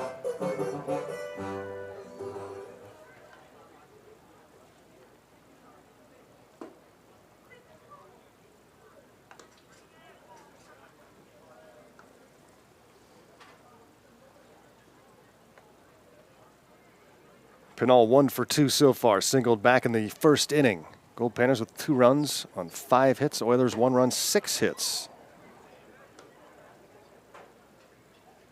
The Oilers will begin ABL play after tonight.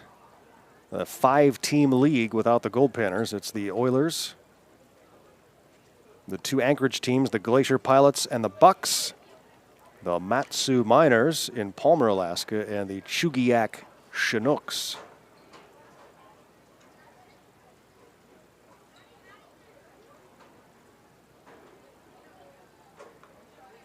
Groudon was always a house of horrors for teams in the ABL.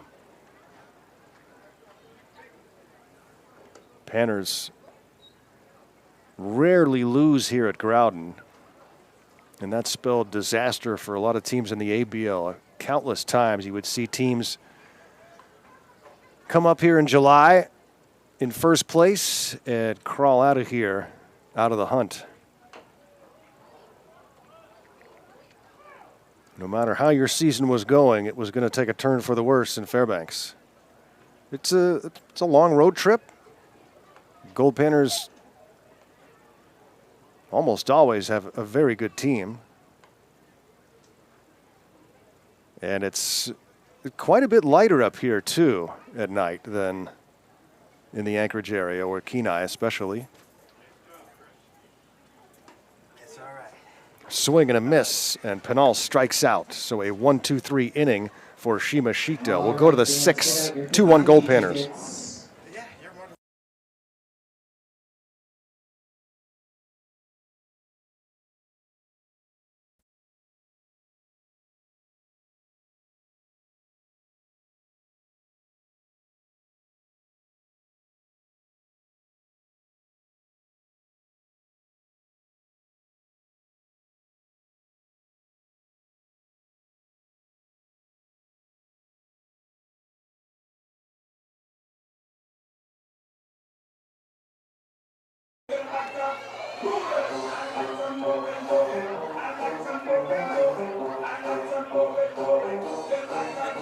Kids, run!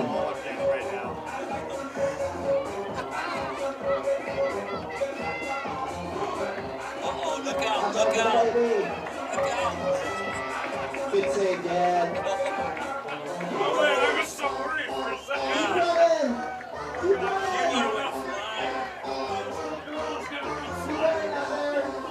Oh, the wrong guy for big boots. So I recorded your whole thing.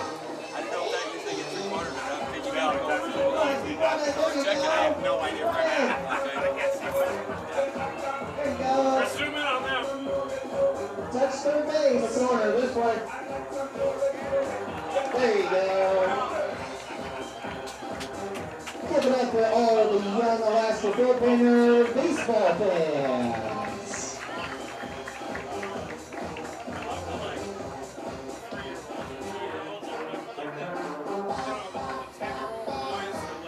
Again, the lucky 50-50 ticket number is 697-206. Please claim your cash winnings on the first base side of the field. Again, we'd like to remind everybody that this is a 7-inning game. The concession stand will be closing shortly, and the beer garden will be open for at least this inning.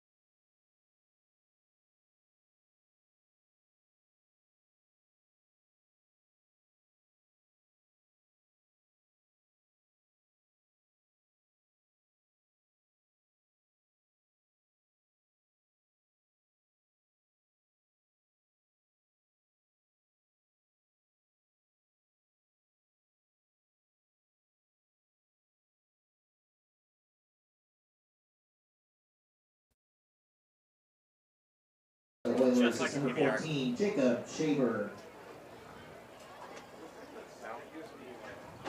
Should be.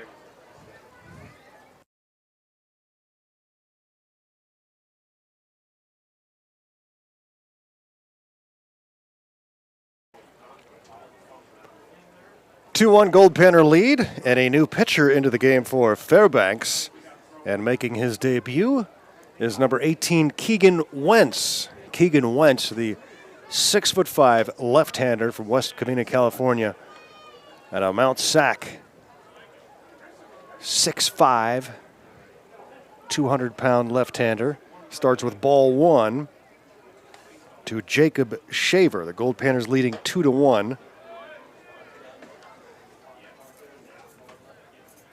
Garrett Cooper completes 5 strong innings. And he gives up just 1 run.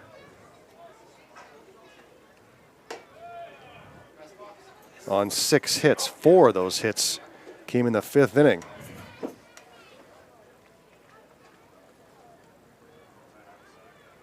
Garrett struck out 7 and walked 2. So a good debut for Super Duper Garrett Cooper.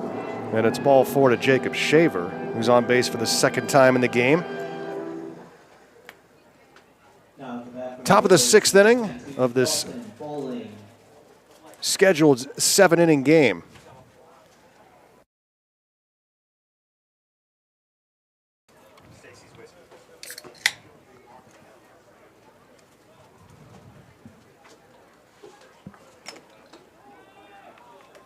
Wentz deals inside for ball 1.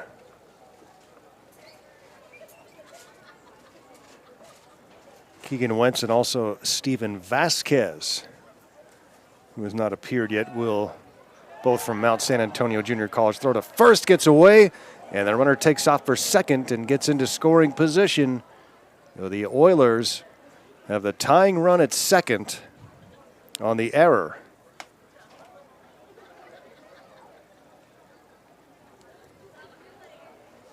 And Dalton Bowling can now tie this game up with a base hit.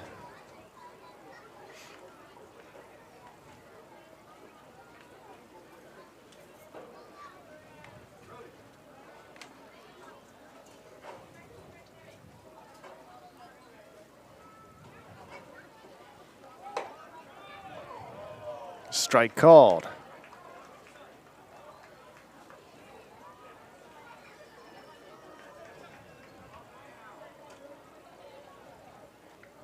Ball and a strike to Dalton Bowling with Graydon West in the on-deck circle. And a bunt is put down. It'll be played by Wentz. He wheels and throws to first. Oh, a nice scoop over at first base by Pinal. That Pinal having a good game in the field. That was not an easy play. Oilers, number 27, Graydon West.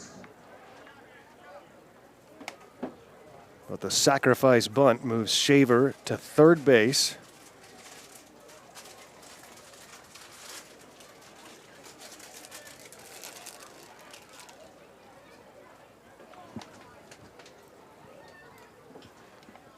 Graydon West 0 for 2 in the game against Garrett Cooper, now facing Keegan Wentz.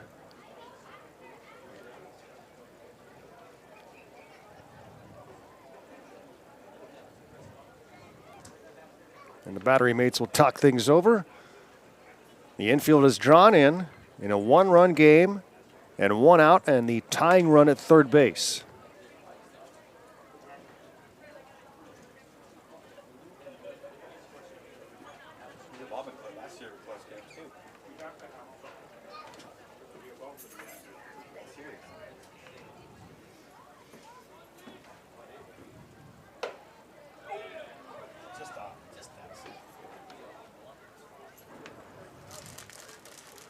Two balls and no strikes. Hope you're enjoying this one. Good game here tonight at Groudon.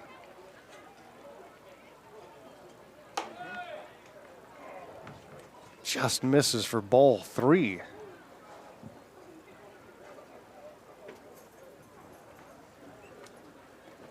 After West is Catafias.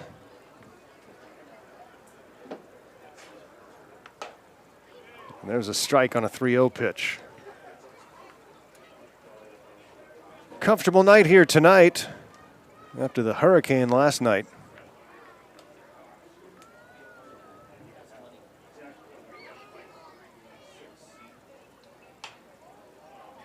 This one has popped up into foul territory, and it'll stay out of the reach of first baseman Alexander. I was having trouble with my scorebook yesterday. Hands were frozen.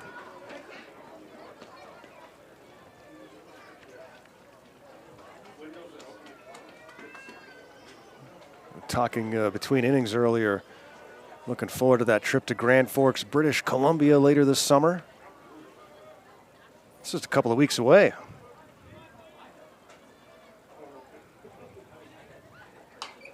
So let's pop back to the press box. And it lands on the roof, just over our heads. Also, if anybody gets a very decent foul ball. Yeah, the count is 3 balls and 2 strikes. Again, the infield drawn in, the Goldpanners leading by 1 here in the top of the 6th.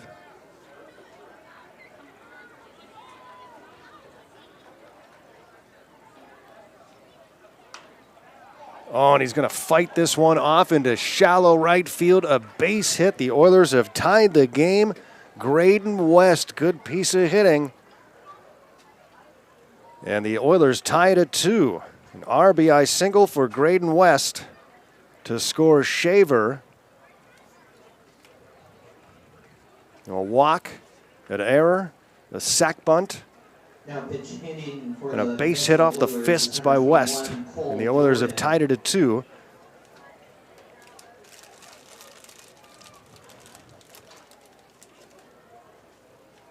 And a pinch hitter here. It's going to be Cole Jordan in place of Chase Catafias in the DH spot. So in the 8th spot in the batting order,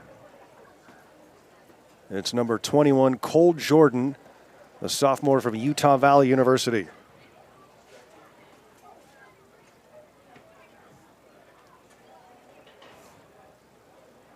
Chase Catafias ends an 0 for 2 game. And now it's Jordan. He'll be followed by Willie Schwarek.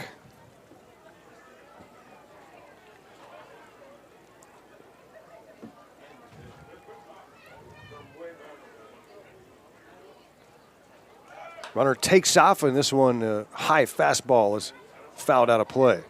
Hit and run. Brought to you by the Glass Doctor. The Glass Doctor, where we specialize in fixing all pains.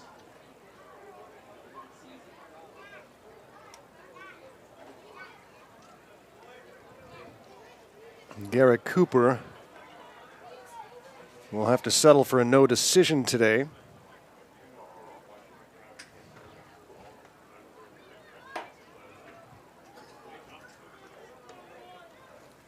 Garrett, 5 innings, 1 run on 6 hits, 7 strikeouts, 2 walks.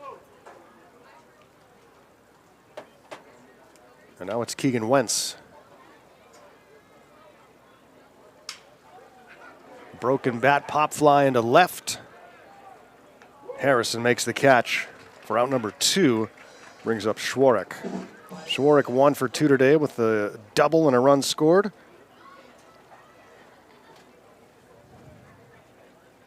Now the bat for the Oilers, number 25, Willie Schwarek. Oklahoma Sooners sweep the Texas Longhorns to win their 2nd consecutive softball College World Series. Oklahoma goes back-to-back over their arch rivals. Nope.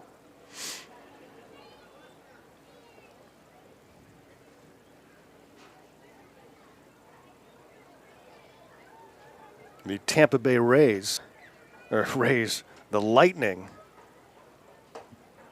scored 2 goals in the final 2 minutes to defeat the Rangers today 3-1 as they take a 3-2 series lead. They've won 3 in a row after the Rangers took a 2-0 lead. A Lightning Avalanche Stanley Cup final would be awesome.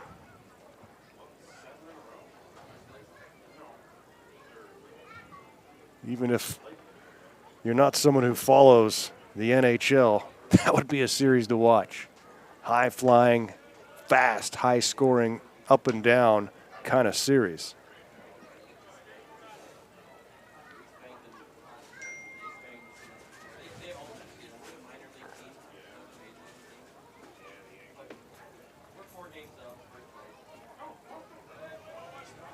Check swing.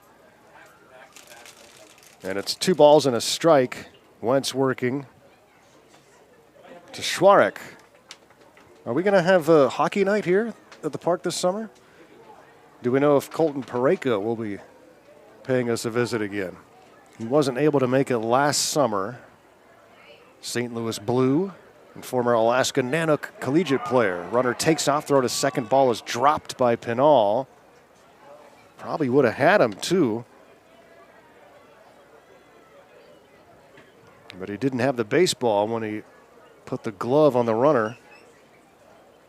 And so stolen base for Graydon West. And now the go-ahead run stands at second base with 2 outs and a 3-1 count on Schwarek.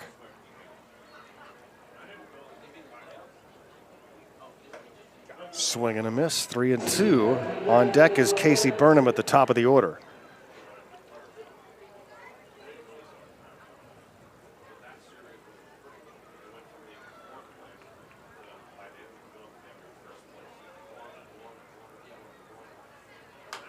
Pop back and out of play. Colton Parayko has joined us on 2 separate occasions here in the press box for some great Panavision interviews.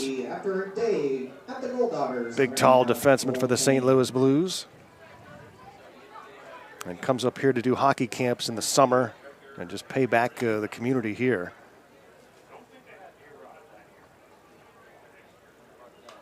Foul back to the netting. That foul ball brought to you by number 25, Lily Schwartz.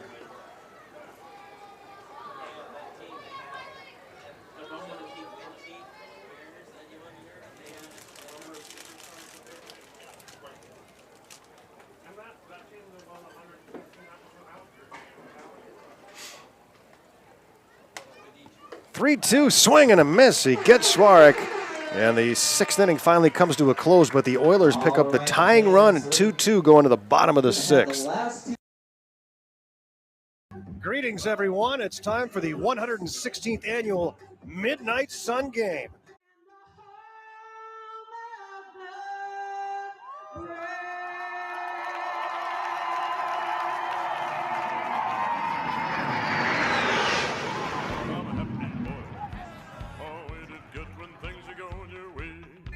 Goldpanners hosting the Everett Merchants here tonight. First pitch slated for 10 p.m. sharp, and we will play right through the hour of midnight. Under the natural glow of the midnight sun. And everything we were able to do in those summers. As this one is popped, and a diving catch and right by Glasgow. And, you know, and I think just Alaska in general, you can't fake it up here. You know, I mean, it's really not for the faint of heart. He did a somersault. And win or lose, everybody just brings a great memory away from the Midnight Sun Game. That 83 team that I mentioned that had 14 major leaguers. Some of those names: Barry Bonds, Dennis Cook, longtime big league pitcher, Joe McGrain. The outfield, all major leaguers: Shane Mack, Odabe McDowell, Mark Davis. Barry Bonds played first base. This one's fouled back just beneath us. The WG and Eddie Stroker Midnight Sun Game has taken on a significance greater than that of any other team tradition in sports. There is certainly no other team in baseball that hosts a tradition as old. The famed World Series itself is but 3 years older than the annual Solstice Classic in Fairbanks. For Fairbanksans, the game is a way to reflect on the passing of another year and the survival of another exciting and extreme winter. And that's how we do it in Fairbanks.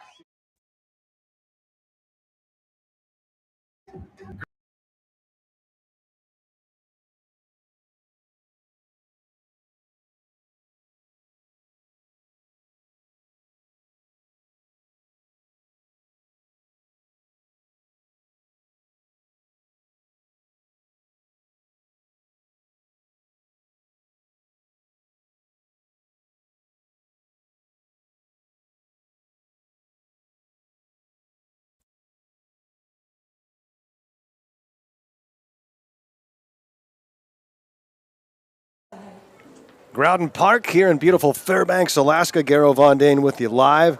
Goldpanners and Oilers locked up in a good one here. And the first pitch of the inning hits the batter, Ethan Remmers. Remmers takes first base and the leadoff runner aboard and the potential go-ahead run at first base. And Cole Alexander will be the batter. The new pitcher into the game for the Oilers is Jacob Shaver. So Jacob Shaver moves from third base to the mound, and Cole Jordan takes over at third. Cole batted for Chase Catafias in the DH spot. Now he takes over at third base. That foul ball brought to you by Foundation Health Partners.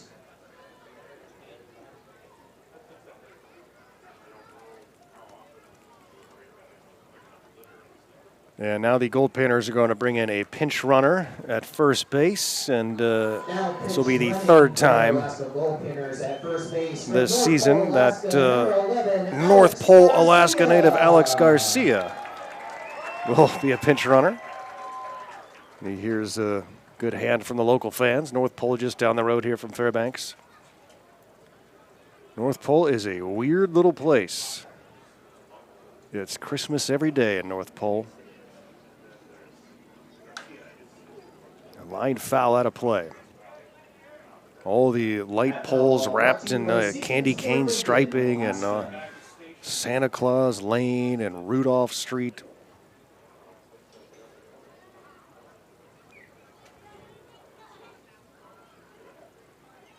And used to be home to the North Pole Knicks baseball team. This one is lined into right center field for a base hit. Alexander drives one into center, and all the way over to third goes Remmers. And the Goldpanners are in business here in the bottom of the sixth, right after the Oilers tied the game in the top of the sixth inning. Now to bat for your Goldpanners, number 2, Marty Munoz. Gold at the corners. And Marty Munoz, the batter. James Shimashita was cruising along, but he was replaced by Jacob Shaver here in the inning. And now the infield will move in with the go-ahead run at third base and nobody out. The first pitch to Munoz is fouled back to the netting.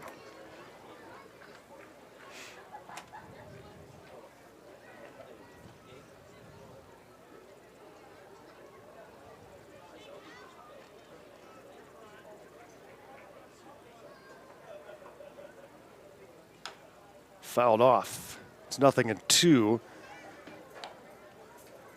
As Jacob Shaver jumps in front of Marty Munoz. Shaver's a familiar name, too, to people in Fairbanks. Former Goldpanners Steve Shaver and Ryan Shaver. Both Fairbanks natives who played for the Goldpanners.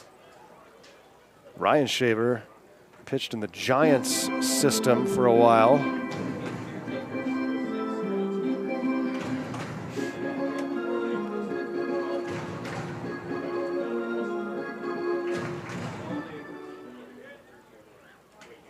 And here's the 1-2 to Munoz. Swings and misses on the off-speed pitch for strike 3. And that brings up Tate Shamau. It's a 2-2 game. We're in the bottom of the sixth. This one's scheduled for 7. Number 6, Tate Shamau.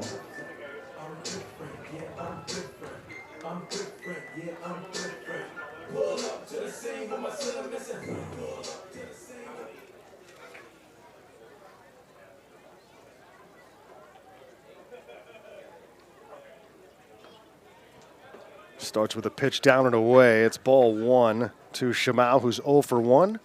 Flew out to left, was also hit by a pitch.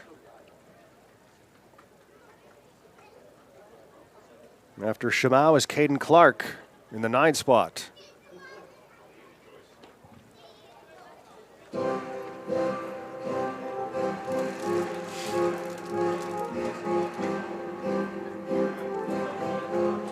Shamau, the Honolulu native.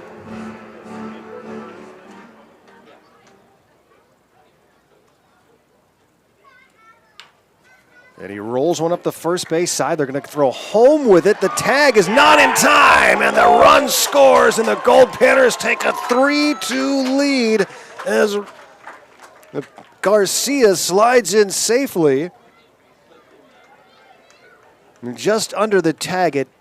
The throw was not perfect, so Schwarek had to kind of scoop it out of the dirt and then apply the tag. And just that little bit was enough to allow Garcia to slide in safely, and the pinch runner idea pays off. Alexander goes to second.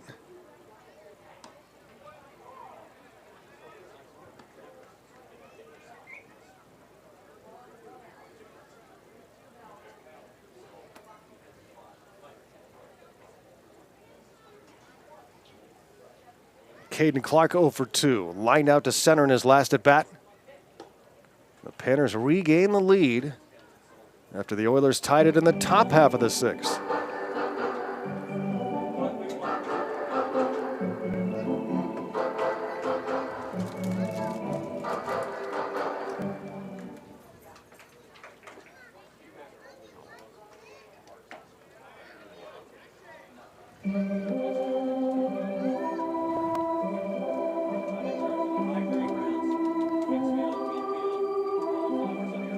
Ball and 2 strikes on Caden Clark with Griffin Harrison to follow.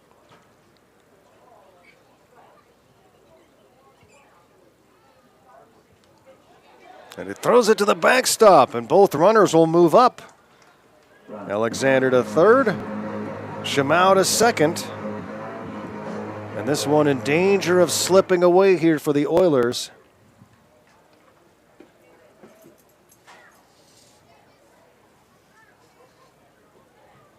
Hey, Danny Vaziri's tuned in. What's up, Danny boy? All right. I've been chatting.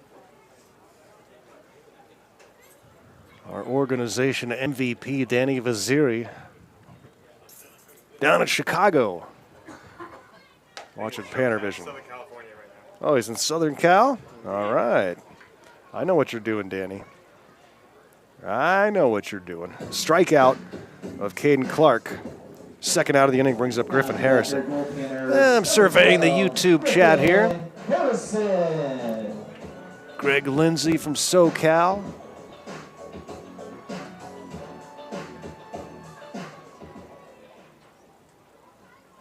Got some Utah viewers.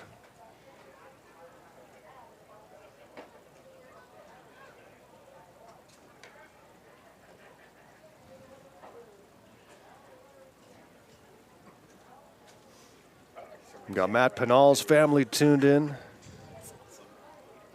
Everybody, don't forget to hit the subscribe button on the Panavision YouTube page. And follow the Goldpanners and all the social media regulars, Facebook, Twitter, Instagram. Follow me on Twitter, @VoiceOfGman. That handle given to me by former Goldpanner head coach and Hawaii native Dave Nakama, who said, G-Man, you gotta get on Twitter.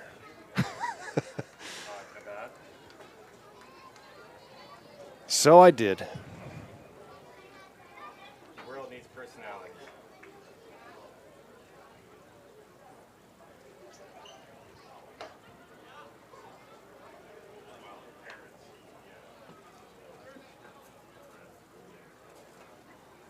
Dave Nakama now an assistant at Hawaii. He was at UW before that. This one is popped up into shallow right, and going out onto the grass to make the catch is Sakino for out number 3. The Goldpanners get the go-ahead run in the bottom of the 6th inning, and it's last chance for the Oilers when we come back. 3-2 Goldpanners in front. And this ball is hit down the left field line by Caden Hogan, and it hits off the base of the wall and left, and Hogan on his way to second. And the ball gets past everybody, and Hogan's going to jog to third.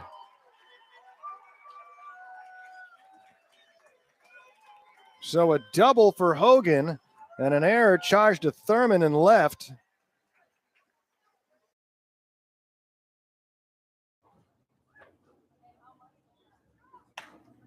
Slow roller up the middle. Hogan sliding play, steps on the bag, spins and throws to first, and in time, Caden Hogan.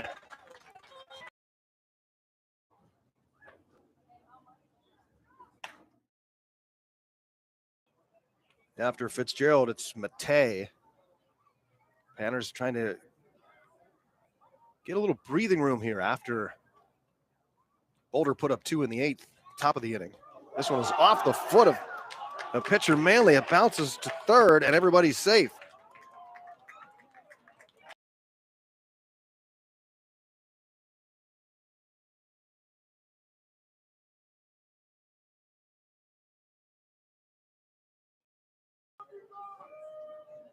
Hunter takes off from first. Here's the throw to second. Hogan's got it, gets the tag down in time. Throw came to the third base side, but Caden Hogan, a quick caught yesterday's game, is now pitching, and he's facing the pinch hitter Blake Fitzgerald, who crushes one to right, and this one is way out of the park and onto the Little League field beyond right field. Blake Fitzgerald with a monster shot over the right field fence And it's That's a 12-1 solo home run by Goldpanners. number 28, Blake Fitzgerald. Second home run of the day for the Goldpanners, and a no-doubter from Blake Fitz.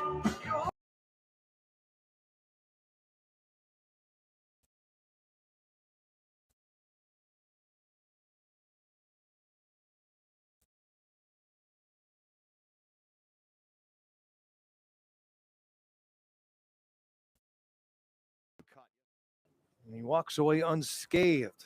He is up to 55 pitches, though.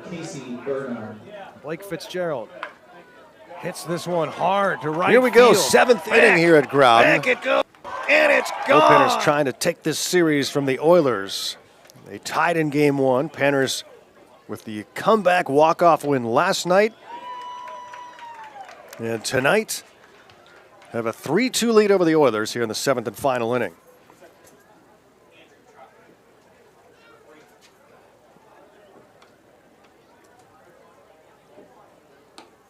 And the pitch is inside for a ball. Andrew Trotman into the game to try and finish this off for the Goldpanners and get the save. The Clark College sophomore, Fairbanks native.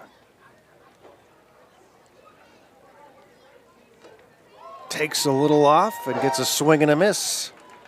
It's 1-2 on Burnham.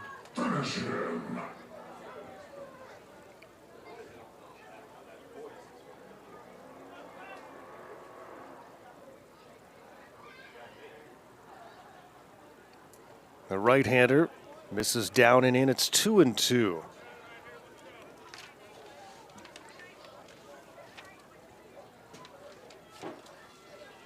Trotman pitched in the opener. 1 inning, 1 run on 2 hits.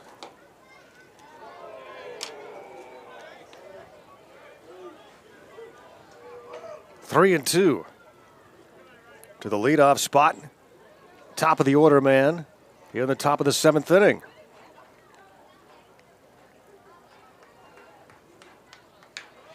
And that's a slow roller towards first. Alexander flips to Trotman, who's not to the bag in time. And so safe at first base is Burnham, the leadoff man aboard in a 1-run game here in the seventh inning.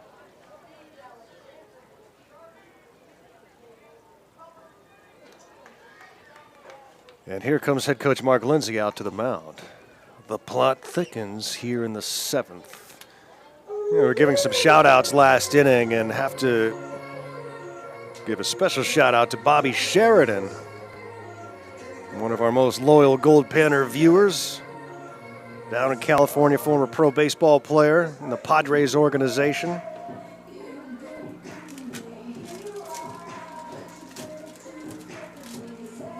Friend of head coach Mark Lindsay and a friend of the Goldpanners. And if you follow Bobby Sheridan on Twitter, he'll keep you posted on Goldpanner stuff too.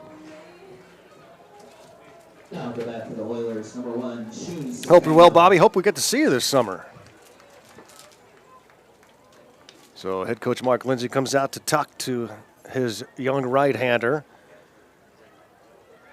And now Trotman will work to Shun Sakaino.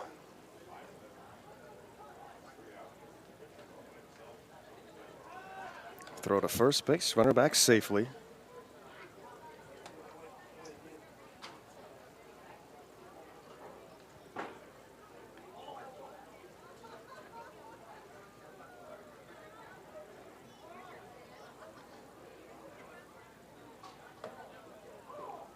And a strike called. Andrew Trotman gets ahead of Sakaino, who's 1 for 2 with a walk and an RBI single. Don't worry about it. We're busy. Okay, no, you said not yet. Yeah, no, I need to talk to someone who brought you up. I don't have no idea why you're up here. Nobody's talking. Yes, you gotta go. Okay, go ahead. Thank you.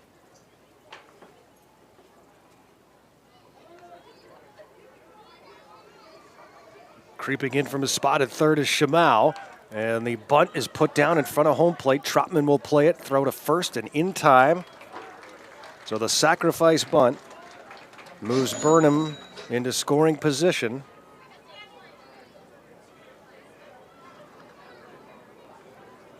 And that's the first out of the inning, and now Noah Hennings.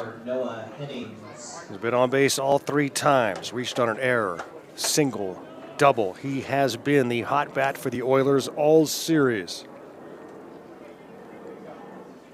He's officially 6 for 9.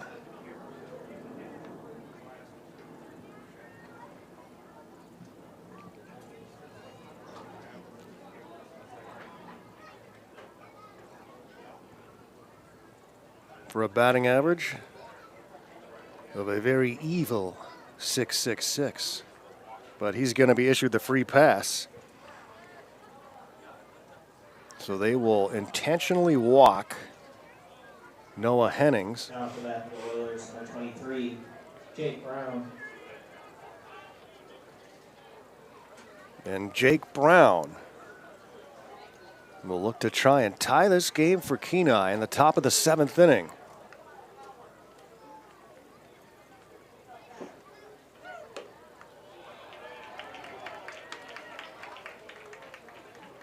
Called a strike. That delivery from Trotman, where he leans right, and then the throw comes back across the other way.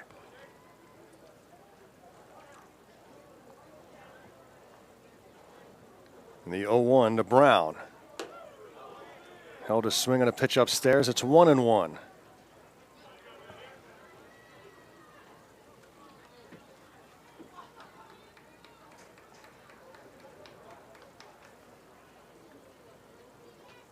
And home plate umpire Dwayne Clemens calls time and wipes off home plate.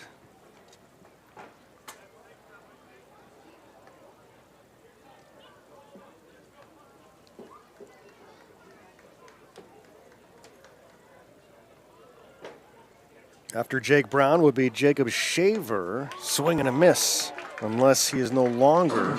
No, he's still in the game. So Shaver would bat next, unless there's a strange double play to end the game. And it's grounded foul. It's ball and 2 strikes on Jake Brown, who's 0 for 3 in the game.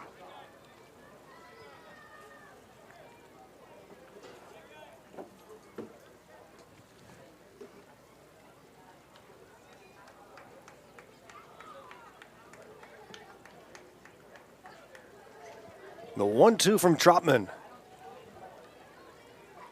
2 on and 1 out. Misses outside. It's 2-2. There is activity in the Oilers bullpen.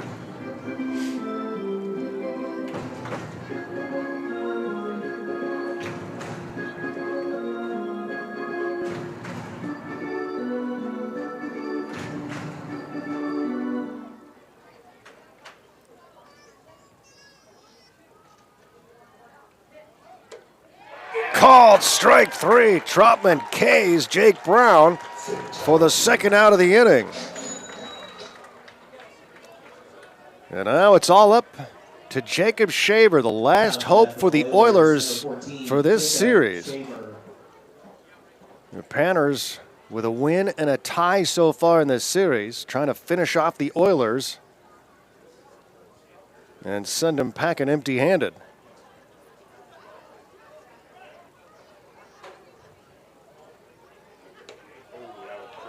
Strike called.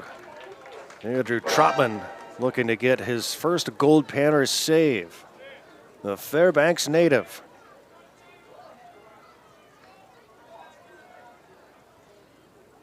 How many Goldpanner games do you think he's been to? Oh, a chance to get his first save wearing the uniform. Swing and a miss. It's 0-2. And Trotman and the Goldpanners are 1 strike away. 3-2 lead for Fairbanks. Runners at first and second for the Oilers and 2 away in the top of the 7th. Jacob Shaver awaits the 0-2 offering from Trotman. Gets a piece of it to foul it back. That foul ball brought to you by Tommy G's.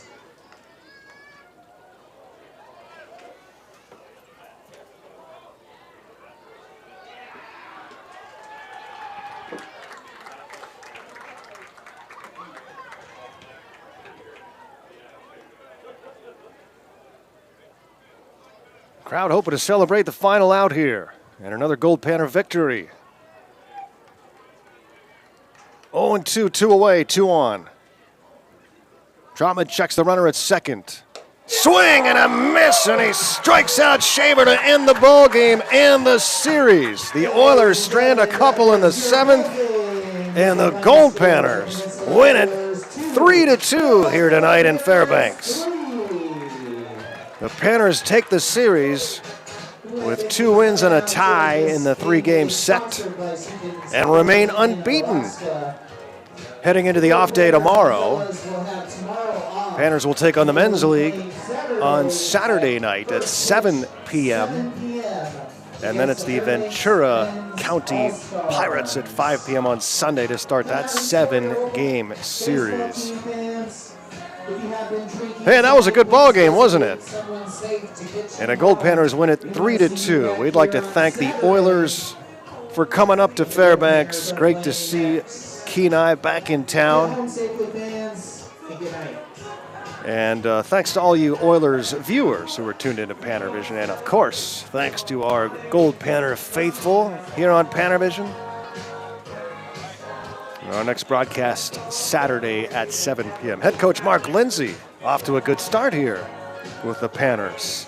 2 wins and a tie in the first 3 games. And we're off tomorrow, everyone. Remember to follow the Goldpanners on all the social media sites. Click the subscribe button before you leave the YouTube page and follow on all other social media platforms. And remember, on Pannervision, you can tune in, turn on, and pan out all season long. Chris Carlson on the controls tonight. I'm Garo Von Dayen saying so long from Groud Memorial Park in Fairbanks. We'll see you Saturday night, everybody. Have a great rest of your Thursday night. Panners win it over the Oilers 3-2. Good night, everybody.